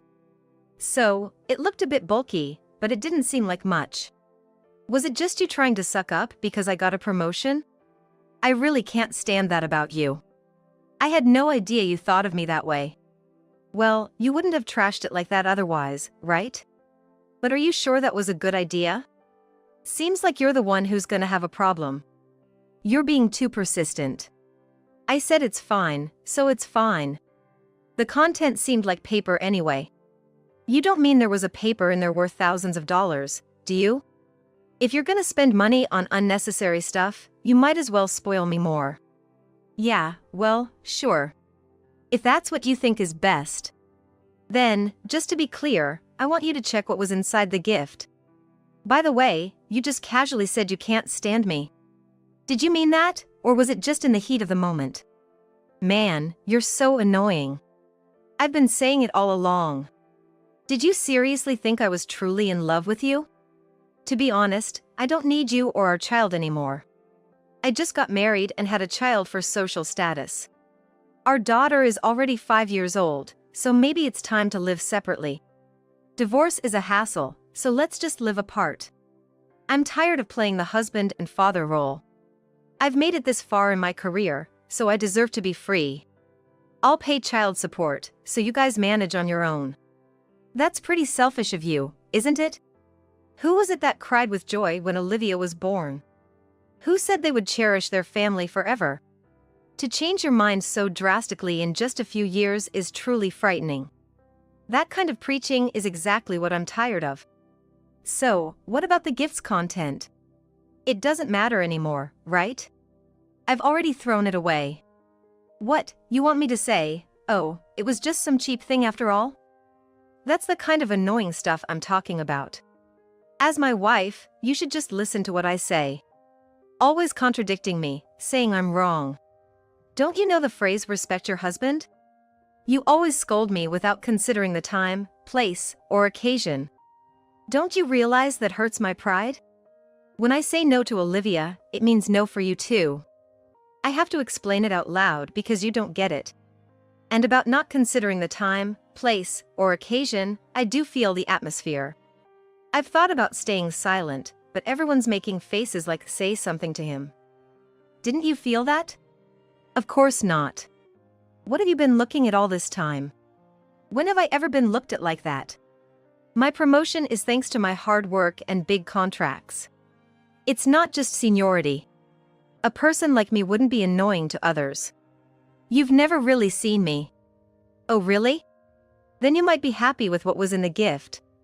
It might have seemed cheap, but it's not worthless to me or you. I can't speak for everyone, but here, open this one. If you still think it's pointless, I'll throw it away. Oh, so you didn't just pick it up. Having two of the same cheap things, huh? Fine, whatever. It's gonna be the same result anyway. We'll see about that. Huh? What's this doing in here? What, you mean the photos of you cheating? Don't you recognize your own face? Let me tell you then. In those photos, you're the one drooling over someone else. And I know it's you. We've been together for at least 7 years. No, that's not what I mean. Why do you have this? This kind of photo should only be known to us. Oh, so you do remember? No, it's not like that. Fine. But seriously, how long are you just gonna stand there? You know the bag with the same stuff is in the communal dumpster, right? Yeah, you're right. I can't stand here chatting with you. I gotta go now. With that, William rushed out of the entrance and headed for the dumpster. But it was already too late. Hey, I will ask the landlord give me back that envelope. I just accidentally threw it out last night, but it actually contains something really important. Look, the landlord's dumbfounded face. He's frozen because you talked to him. See, he's holding the envelope you threw out and comparing the photos of you and the real you. Hey, what the hell are you staring at my photos for? Don't look at me. Give it back, now. That's a terrible way to speak. You're the one breaking the rules, yet you're taking it out on the landlord. Can't believe this. And aren't you embarrassed, making a scene on this busy street? Me, embarrassed? That's none of your concern anymore, right? After all this, you're still worried about me? You shouldn't care about me anymore. A normal person wouldn't do what you've done. Yeah, well, a normal husband wouldn't cheat so casually either. And I think a normal husband wouldn't just throw away a gift from his wife, right? You're the one who strayed from normal first. How can you make it sound like I'm the bad one? Are you nuts? You weren't like this before. You used to be kinder, more considerate. Why did you become so cold? Hey, I never thought I could be this cruel either. But if you think about it, you'll know why. Maybe things would have been different if you had thought about me a little more. So, what, you just want to make me the bad guy? Have you ever thought that maybe you're the reason I had to do this? Can you honestly say that you're completely blameless? Don't you ever think that your actions drove me to do this? What? Are you blaming me now? That's not what I'm saying. I'm asking if you can honestly say you've done nothing wrong. You're always blaming me. Doesn't Emily have any faults? But I'm the one always getting yelled at, always feeling bad. Don't you think that's unfair? This is a completely different matter. And you know, trying to make me the bad one? You're the one at fault here. Why did you do this? What about me didn't you like, especially when we have our child? Explain it to me in a way that I can understand. If you're going to blame me, you need to explain yourself first. Don't say you too. I have all the evidence in these photos. Everything in these photos is what you dislike about me. And since you wanted a divorce, I included a lawyer's contact too. What? You went that far? But you need a witness, right? Who did you ask? Really? Yeah, really. That's why I gathered all this evidence. You're unbelievable as a human being. Huh? Isn't that obvious? I had to tell your mother first, so she wouldn't be shocked. It was faster to have your mom and my mom know it. Unbelievable. You're not even thinking about what happens to me. I hate your selfishness. Now I have nowhere to go back to. You've just been gathering allies for yourself. Have you ever thought about what happens to me next? Why should I think about your future? You're the one who did this without thinking. Why can you just shift the blame onto me? You created this situation. And yet, why am I the only one getting blamed? Oops, it's time for me to go to work. In this situation, how can I go? Think about it. Let's go inside. It's weird to talk about this here. Let's go inside and sort this out. Why? We've come this far, why go back inside? Let's talk here. There's nothing else to talk about, right? All the evidence is here. There is the lawyer's contact. All that's left is for you to agree. It's the natural outcome for you. You wanted a divorce from the start, so just agree happily. Why worry? Just go inside already. What happens if we don't? Is there something wrong? No, not exactly, but... Then let's just talk here. It's not like it's too cold or hot. All you need to do is agree to divorce amicably. It's not that hard, is it? If you're thinking we can talk this out and rebuild, you're dead wrong. I have no intention of getting back together with you. Honestly, I don't even want to breathe the same air as you inside the house. Talking out here is all I can handle. I've been holding back all this time, so read between the lines. Stop talking nonsense and let's go back inside.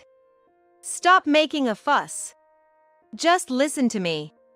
Looks like your ride is here. Look behind you. Good morning, William. Huh? Mary? Aren't you going to say hi? She's calling your name. Huh? Emily's here too? Good morning. It's trash day today, isn't it? Can't forget about it. When I start living with William, I have to follow the rules, right? What? Yeah, Mary. The landlord here is strict about rules. If you don't follow them, you'll get scolded.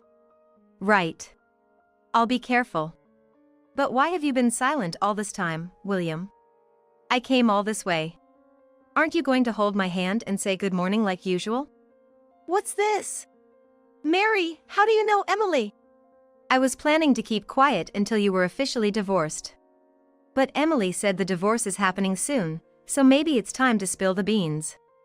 Emily's your neighbor, right? When I posted on social media, hoping you'd get divorced soon, she reached out to me. Since she lives next door, she offered to help with the divorce. So, I sent her pictures of us together, even your sleeping face, loads of them.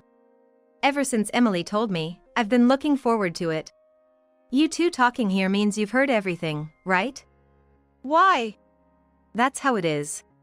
I've known who you were all along. This girl openly posted your face on social media, even wishing for a quick divorce. I've never seen someone so lacking in literacy. But maybe that worked in my favor. What? What are you talking about, Emily? Explain it to me in a way I can understand. What's literacy? What worked in your favor? Mary, it looks like the divorce is going to happen soon. Once this guy agrees the divorce, we're all set. Wow, Emily, that's amazing. I never thought you could make the divorce happen so quickly. Come on, William, you said your wife is boring and only cares about the child. I'm cuter, younger, and her selfishness is adorable as you said. Hold on, Mary. If I were your husband, I'd have dumped a wife like that in a heartbeat. If I'd been William's wife from the start, I wouldn't have let this happen. I was disappointed when I found out William had a wife, but I was happy when you asked me for private lessons. You prefer me, right? Every time we meet, you say you like me better. So why won't you agree the divorce? Please, just stop. Why? You said you'd marry me once you got promoted. You said your salary would increase and we could still have kids. I've been waiting for almost a year. My birthday is coming up. If you plan to propose then, divorce her quickly. I absolutely don't want a half-hearted proposal from a man who's still married. Look, Mary's saying it too, so just agree it already.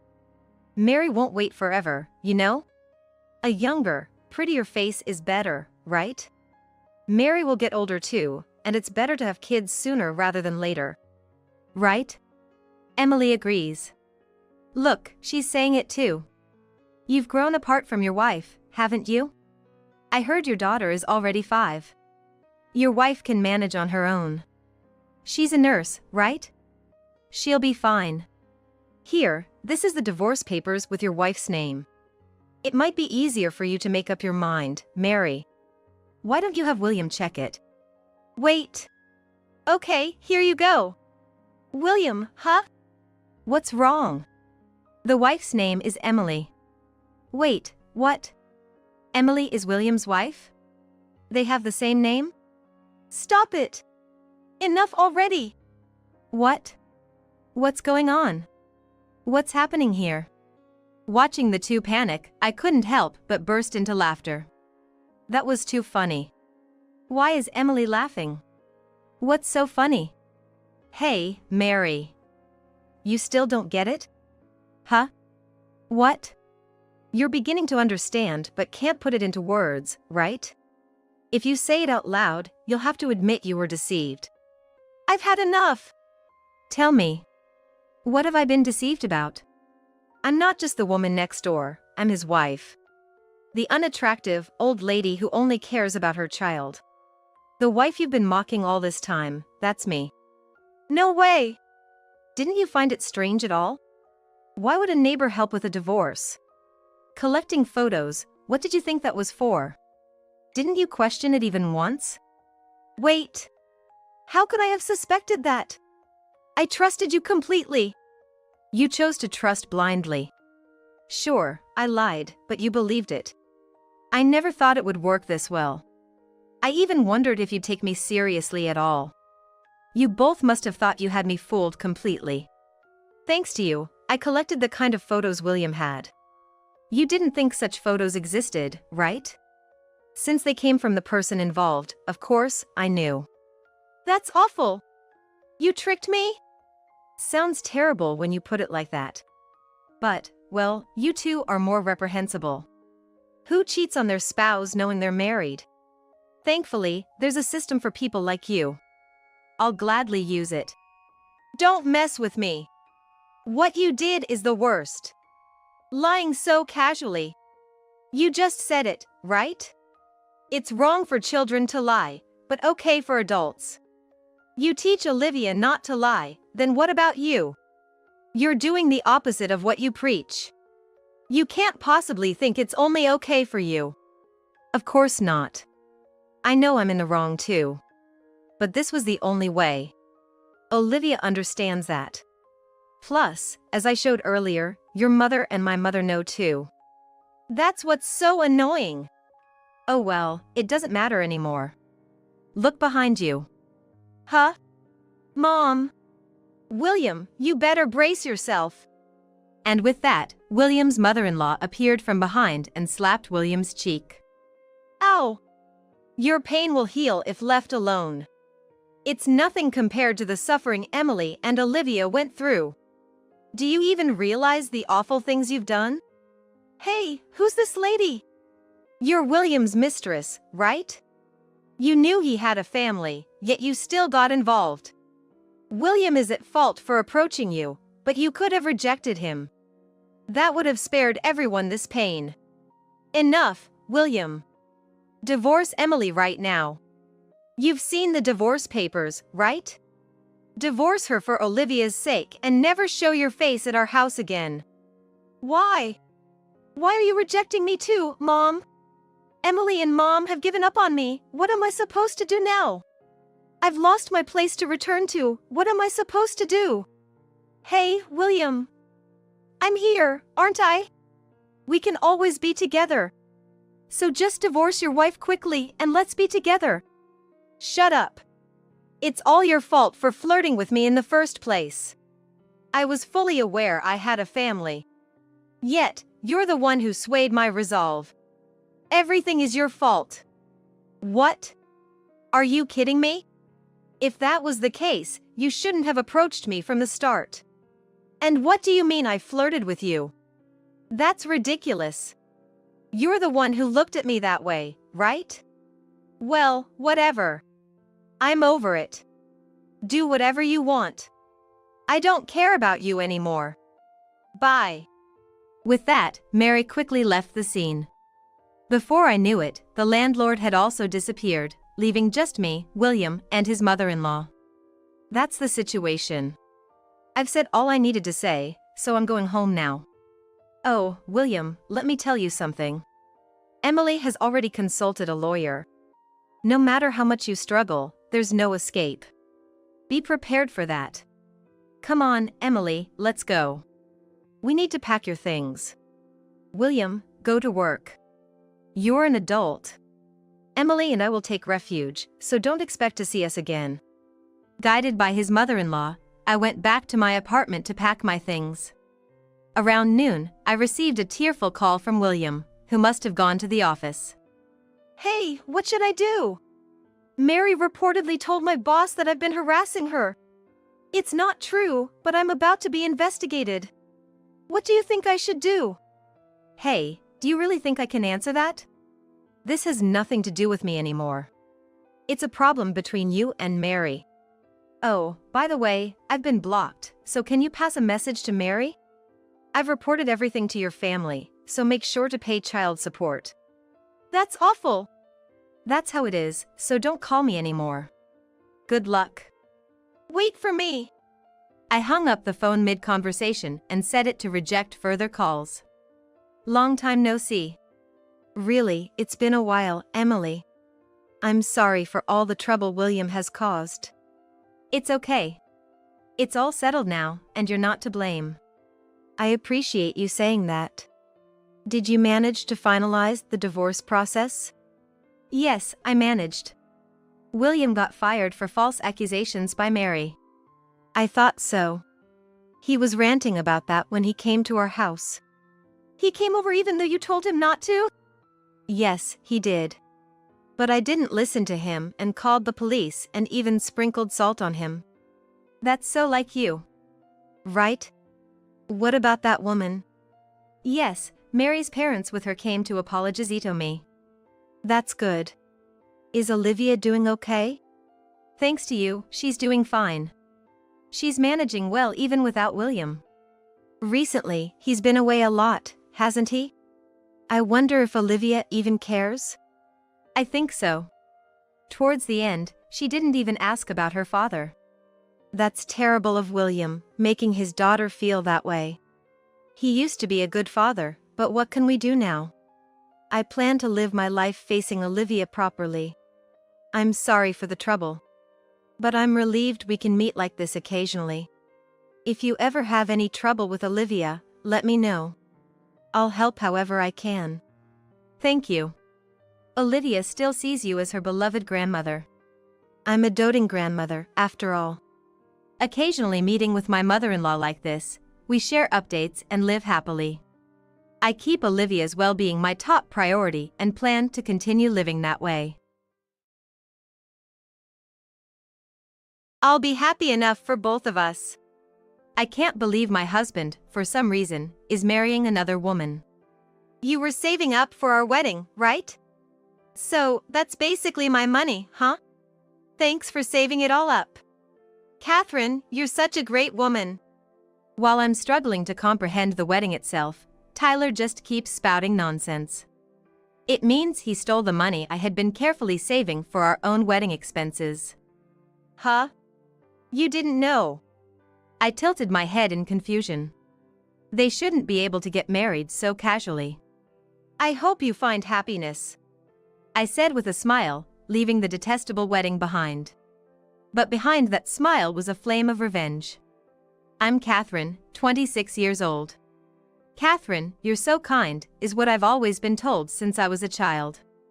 But in reality, I just can't express my own feelings. My mother always scolded me, be strong. What do you want, Catherine? But I don't even know what I want. I just kept smiling so as not to be disliked by others. Hey, Catherine, your skirt's flipped up. Tyler said that and playfully flipped up my skirt like a gust of wind. Stop it! I held down my skirt and yelled out. My eyes might have been glaring. Success! Catherine can get angry too. That's good. You look cute even when you're mad, Tyler said with a mischievous smile. This all seemed like something out of elementary school, but both Tyler and I were college students at the time. Next time, I want to see you cry. I was blushing. Tyler is a jerk, but for some reason, I was drawn to him. It was the carefree Tyler who broke me out of my always smiling, gentle shell. We started dating after graduating from college. Life with the sociable Tyler was stimulating for me, who had lived a modest life. He'd take me to lively places like nightclubs or summer music festivals. I started staying up late and traveling, which I never did before finishing work and heading straight home. I even enjoyed a moderate amount of alcohol. Tyler and I are complete opposites. None of his friends are as reserved as me. I was worried we were mismatched when Tyler unexpectedly proposed. Are you sure about someone like Catherine? During our engagement party, one of Tyler's drunk friends loudly asked him. Even I was concerned internally about being myself. But I never expected someone else to say it. It meant that even from others' perspective, Tyler and I didn't match. I shrank in embarrassment and sadness, trying to make myself disappear. What are you talking about? If I'm gonna marry someone, it's gotta be Catherine. Tyler's cheerful voice saved me. He chugged a beer and put his arm around my shoulder. See? She's like the traditional wives of old times, right? It's rare to find such a lady these days. I'm the type who wants to be pampered. I may not be a wonderful woman, but I want to be useful to him. I felt my cheeks getting hot. With Tyler and me as the focus, our friends were having a blast, drinking and singing. We drank until late at night in Tyler's small apartment. But really, are you okay with Catherine? Seems kinda boring, you know. At night. As the alcohol flowed, the conversation got increasingly crude. I felt a bit uncomfortable, but slightly tipsy. I believed in Tyler's love. Yet, I was spectacularly betrayed. Yeah, that's my biggest problem. His friends eagerly jumped on the topic. Tyler began to boast about embarrassingly private matters. Despite my pleas to stop. Your wife's not liking this, you know, a friend teased, and Tyler puffed up his chest. I'm not a man who's whipped by his wife. He was even leaning on a female friend. Maybe I should get my nighttime care elsewhere. Tyler and the woman exchanged sleazy glances, seeming not entirely against the idea. Another friend mocked, imitating a woman's voice, this cheater, enemy of women. Anyway, I'm not married to Catherine yet, so cheating's technically not cheating, right? Maybe I should play around more while I still can.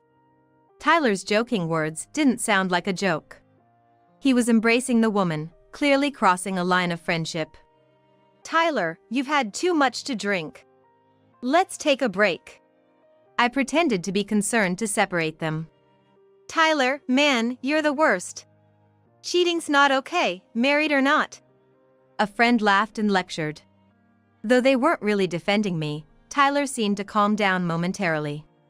He scratched his chin in thought, nodded, and opened a drawer in the cabinet. What he took out was a marriage certificate. Look, everyone. As you can see, I'm marrying Catherine. I love only Catherine. I would never cheat.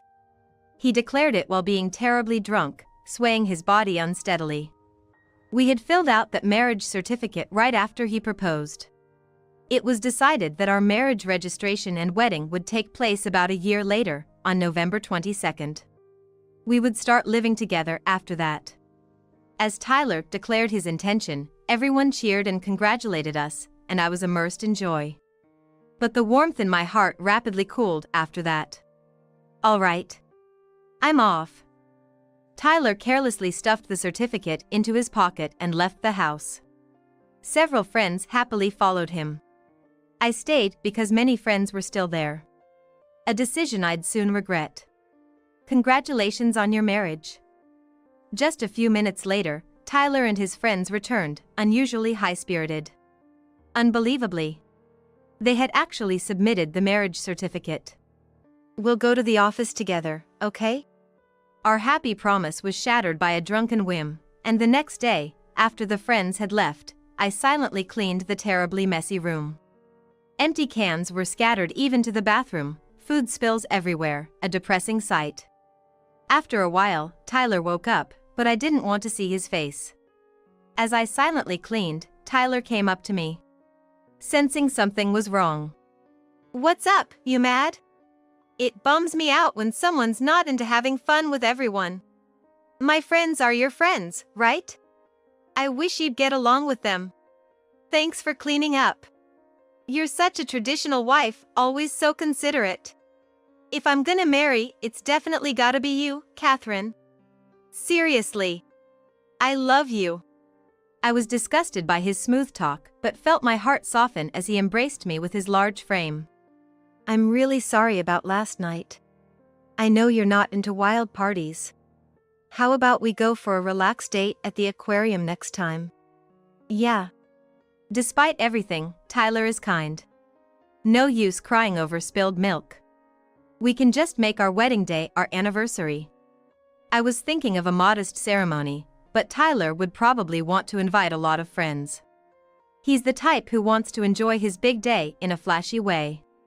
A wedding is a once-in-a-lifetime event. I want to make it a memorable day that will stay in our hearts forever. I started getting more excited about the wedding. Then we finally booked the wedding. But that's when Tyler's behavior began to change. "You didn't really like hanging out with everyone for drinks, did you? You don't have to force yourself anymore. I'll go by myself." Tyler still hangs out a lot with his friends, but he stopped inviting me. I'm grateful, but also worried, because there are many women among his friends. "It's okay. I want to go with you." "No, you don't have to come. The vibe gets bad when you are around, not getting into the mood." "I'm sorry, but I don't like it when you drink until late at night with lots of girls around." Tyler, usually so cheerful, turned serious. "What? Who do you think you are? Acting like you own me?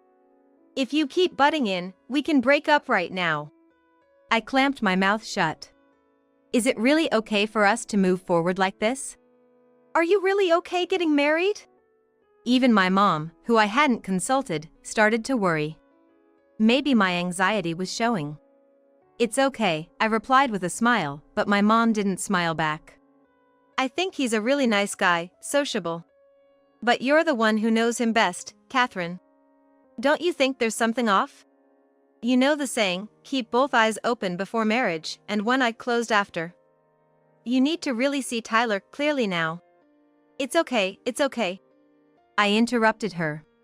"His brightness, which I lack, is attractive. He's shown me so many new worlds. And don't worry about the wedding expenses. I've been saving up. I'm not a kid anymore, and I won't be a burden to you, Mom. There's nothing to worry about." I didn't want to trouble my always anxious mother any further. I'm no longer a child to be scolded by my parents. Tyler and I will be fine. I kept repeating that in my mind. Then recently, the usually cold Tyler suddenly became kind. "Catherine is really a good woman." I blushed at his heartfelt words. I had no doubts that we would smoothly proceed to our wedding. But then one Sunday, I received a strange call from one of Tyler's friends. "The wedding started. Aren't you coming, Catherine? Forget the past, let's all drink together." Our wedding was still a long way off. It sounded like a casual invitation, maybe another drinking party to celebrate us. I asked for the location and rushed there. What I saw was beyond comprehension. A real wedding was happening.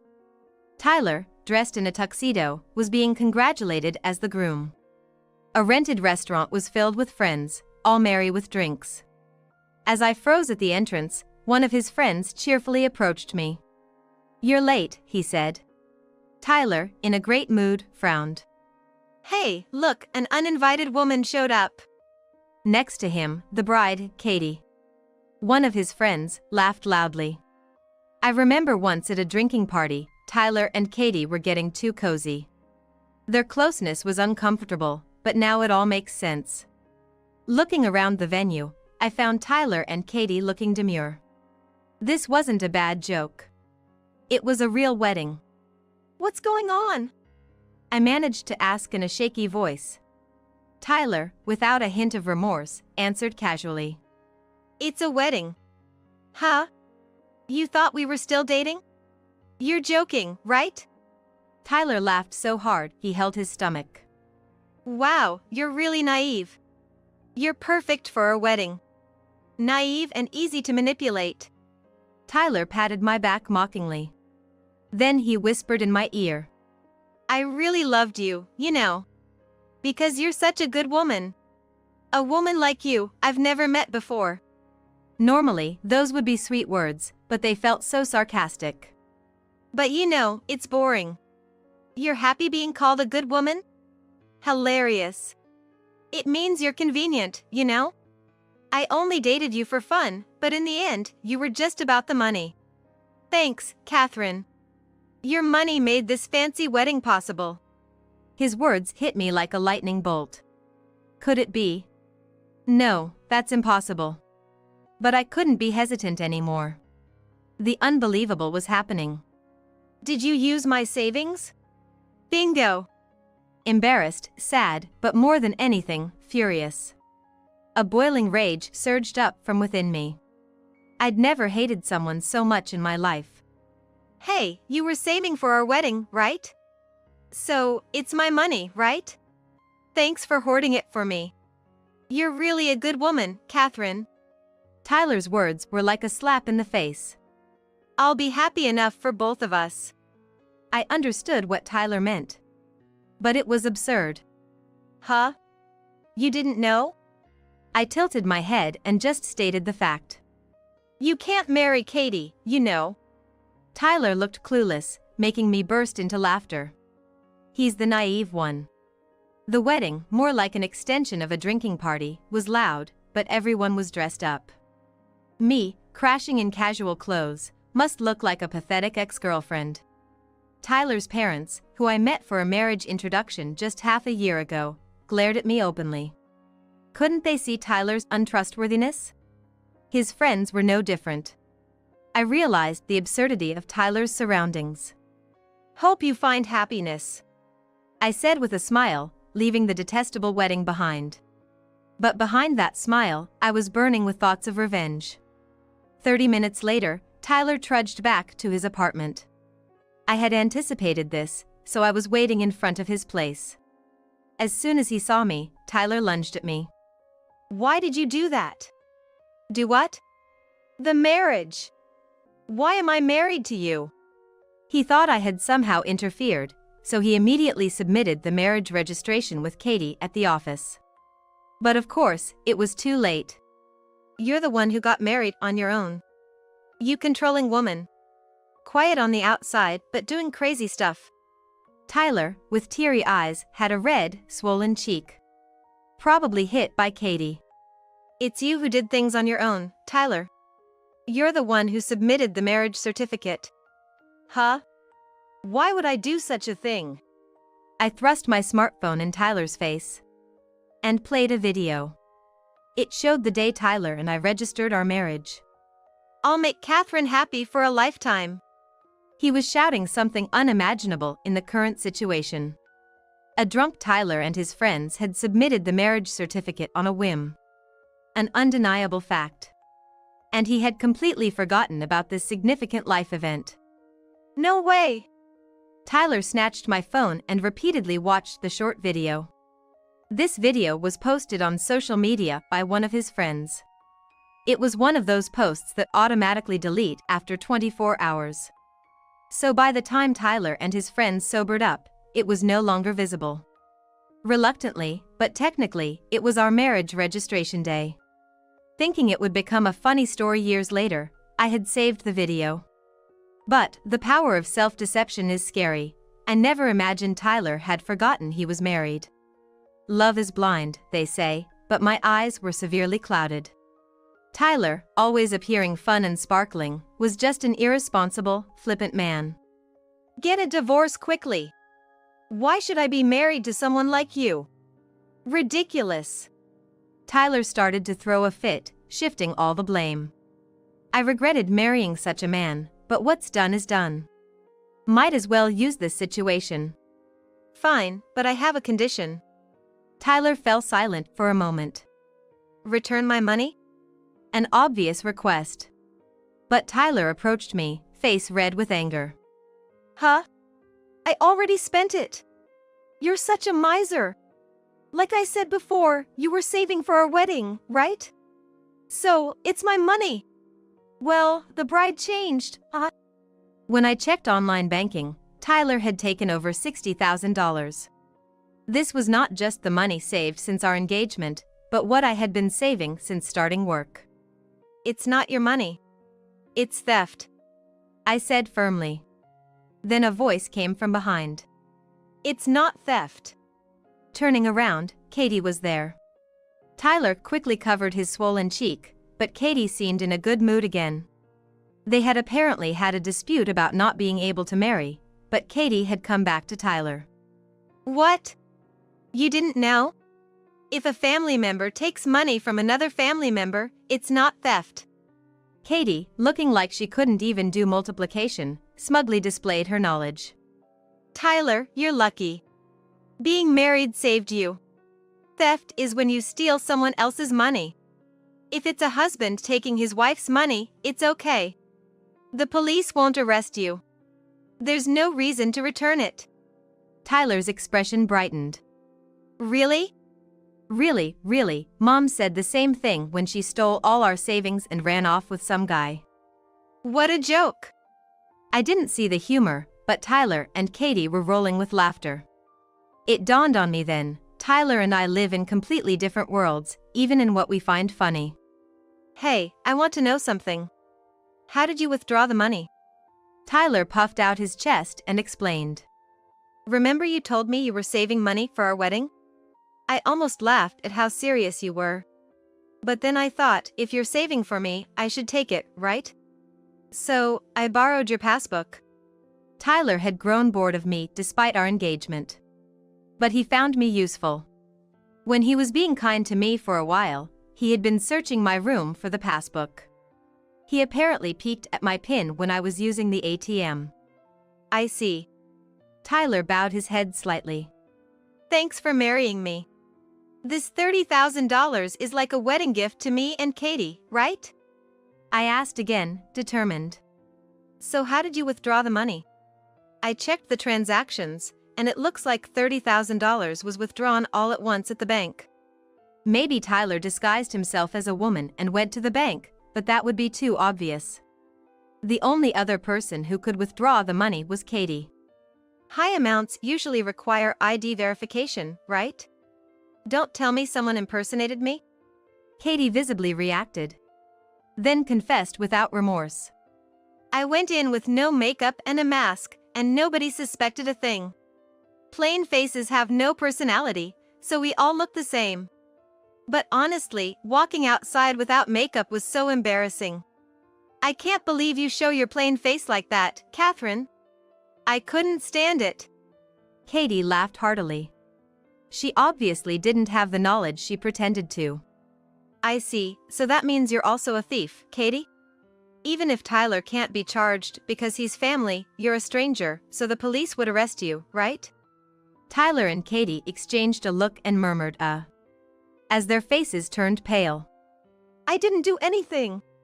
I'm innocent. Katie quickly denied everything. But I showed them my smartphone. I've been recording everything. Katie's face went pale, and she slumped. She finally gave in and hung her head. Sorry. She muttered softly. Sorry, please forgive me. I just did what Tyler told me. I didn't mean any harm. We needed money to get married, so I just... Don't make it sound like I'm the bad guy. It was Katie who complained about not having money. I just came up with the plan to take Catherine's money. What? You said Catherine never gets angry, no matter what. This is different. Why do I have to be the thief? I thought Catherine would just sulk and that'd be the end of it. I didn't expect this either. It seemed I had been greatly underestimated. Enough. This is getting confusing. Just wait, Catherine. Divorce me, and I'll pay you back little by little later. No way. I can't trust a thief. I'll divorce you anytime, but only after you return all the money. Tyler clenched his back teeth. Katie let out a shriek. Divorce quickly. We can't get married otherwise. I got married to Tyler on his own accord, and I want a divorce too. But only after I get my money back. There's no way we can return $30,000. You are young. If you work hard together, you two can save $60,000 quickly. I did it alone, after all. We don't have time for that. I'm pregnant. It turned out Tyler planned to have fun before our wedding, but he got his fling pregnant, so I was unceremoniously dumped. Apparently, they had no money, not even for the wedding, moving into a new apartment, or even childbirth expenses. You were really careless to get pregnant. Don't you think about the future? Once the child is born, you can't prioritize yourself anymore. It's not just about having fun, you know? I couldn't help but throw some common sense at the irresponsibly couple. I felt like a concerned aunt. Will these kids be all right? I wondered, feeling pity. The child is innocent, but that doesn't mean I'll forgive Tyler and Katie. Katie, once so bold, started crying, and Tyler lay prostrate on the concrete ground. After that, I turned Tyler and Katie over to the police. Family theft might not be criminally chargeable, but civil litigation is another matter. I wasn't going to let them off easily. Then there was the infidelity during marriage. And since Tyler got his affair partner, Katie, pregnant, I demanded alimony too. I even claimed the cancellation fee for our wedding. I've got no money, why are you trying to milk me dry?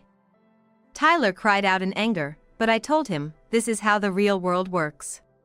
If everyone lived as selfishly as Tyler, the world would fall apart. The $60,000 Katie's father fronted was safely returned. With the money returned and Katie showing remorse, she got a suspended sentence. Of course, I'm also demanding alimony from Katie for the affair. Ruining people's happiness for fun? You have a terrible personality. How much money do you want? A heavily pregnant Katie confronted me.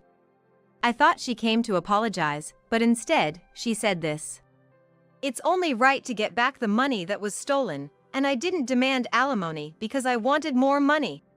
Katie, you are the one who did wrong, and you have to pay the money you owe.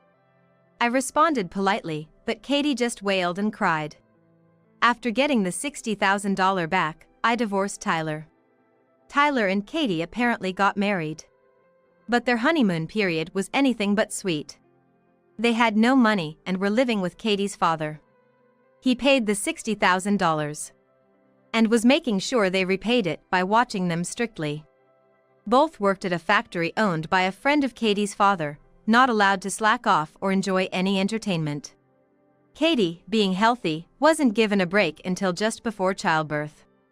Tyler tried to escape several times, but was caught and returned to this prison. Tyler and Katie blamed each other for their predicament. I heard from Katie's father, who pays me monthly. I wish I could just get rid of a daughter like that. But the unborn child is innocent, and I have to make sure Catherine gets her payments. Katie's mother had run away with family money and a lover, so her father had a strong aversion to his daughter doing something similar. Tyler's parents were unreliable, so I was grateful for Katie's father's help. After such harsh treatment, heartbroken, I returned to my parents' house. I expected comfort from my mother, but she scolded me instead, "Pull yourself together." Tears welled up in my eyes. I had taken my mother's unconditional acceptance for granted. My mother gently hugged me as I tried to hold back tears. Catherine, you're kind. Being quiet and nice isn't bad, but you have to value your own feelings too. I had been putting on a brave face to confront Tyler and Katie. The tears I had been holding back flowed freely. Mom, I'm sorry. It's okay, you did well. I had always been afraid of my stern mother. I avoided her, not wanting to be scolded at this age. But she has always been my biggest supporter. I spent some time at my parents' home, feeling like a child again. I ate my mother's delicious cooking to my heart's content and fought with my father over watching sports programs. I wanted to stay with them forever, but I moved out to live on my own. I want to build a new family someday. I've always avoided trying new things, but now I'm determined to actively move forward.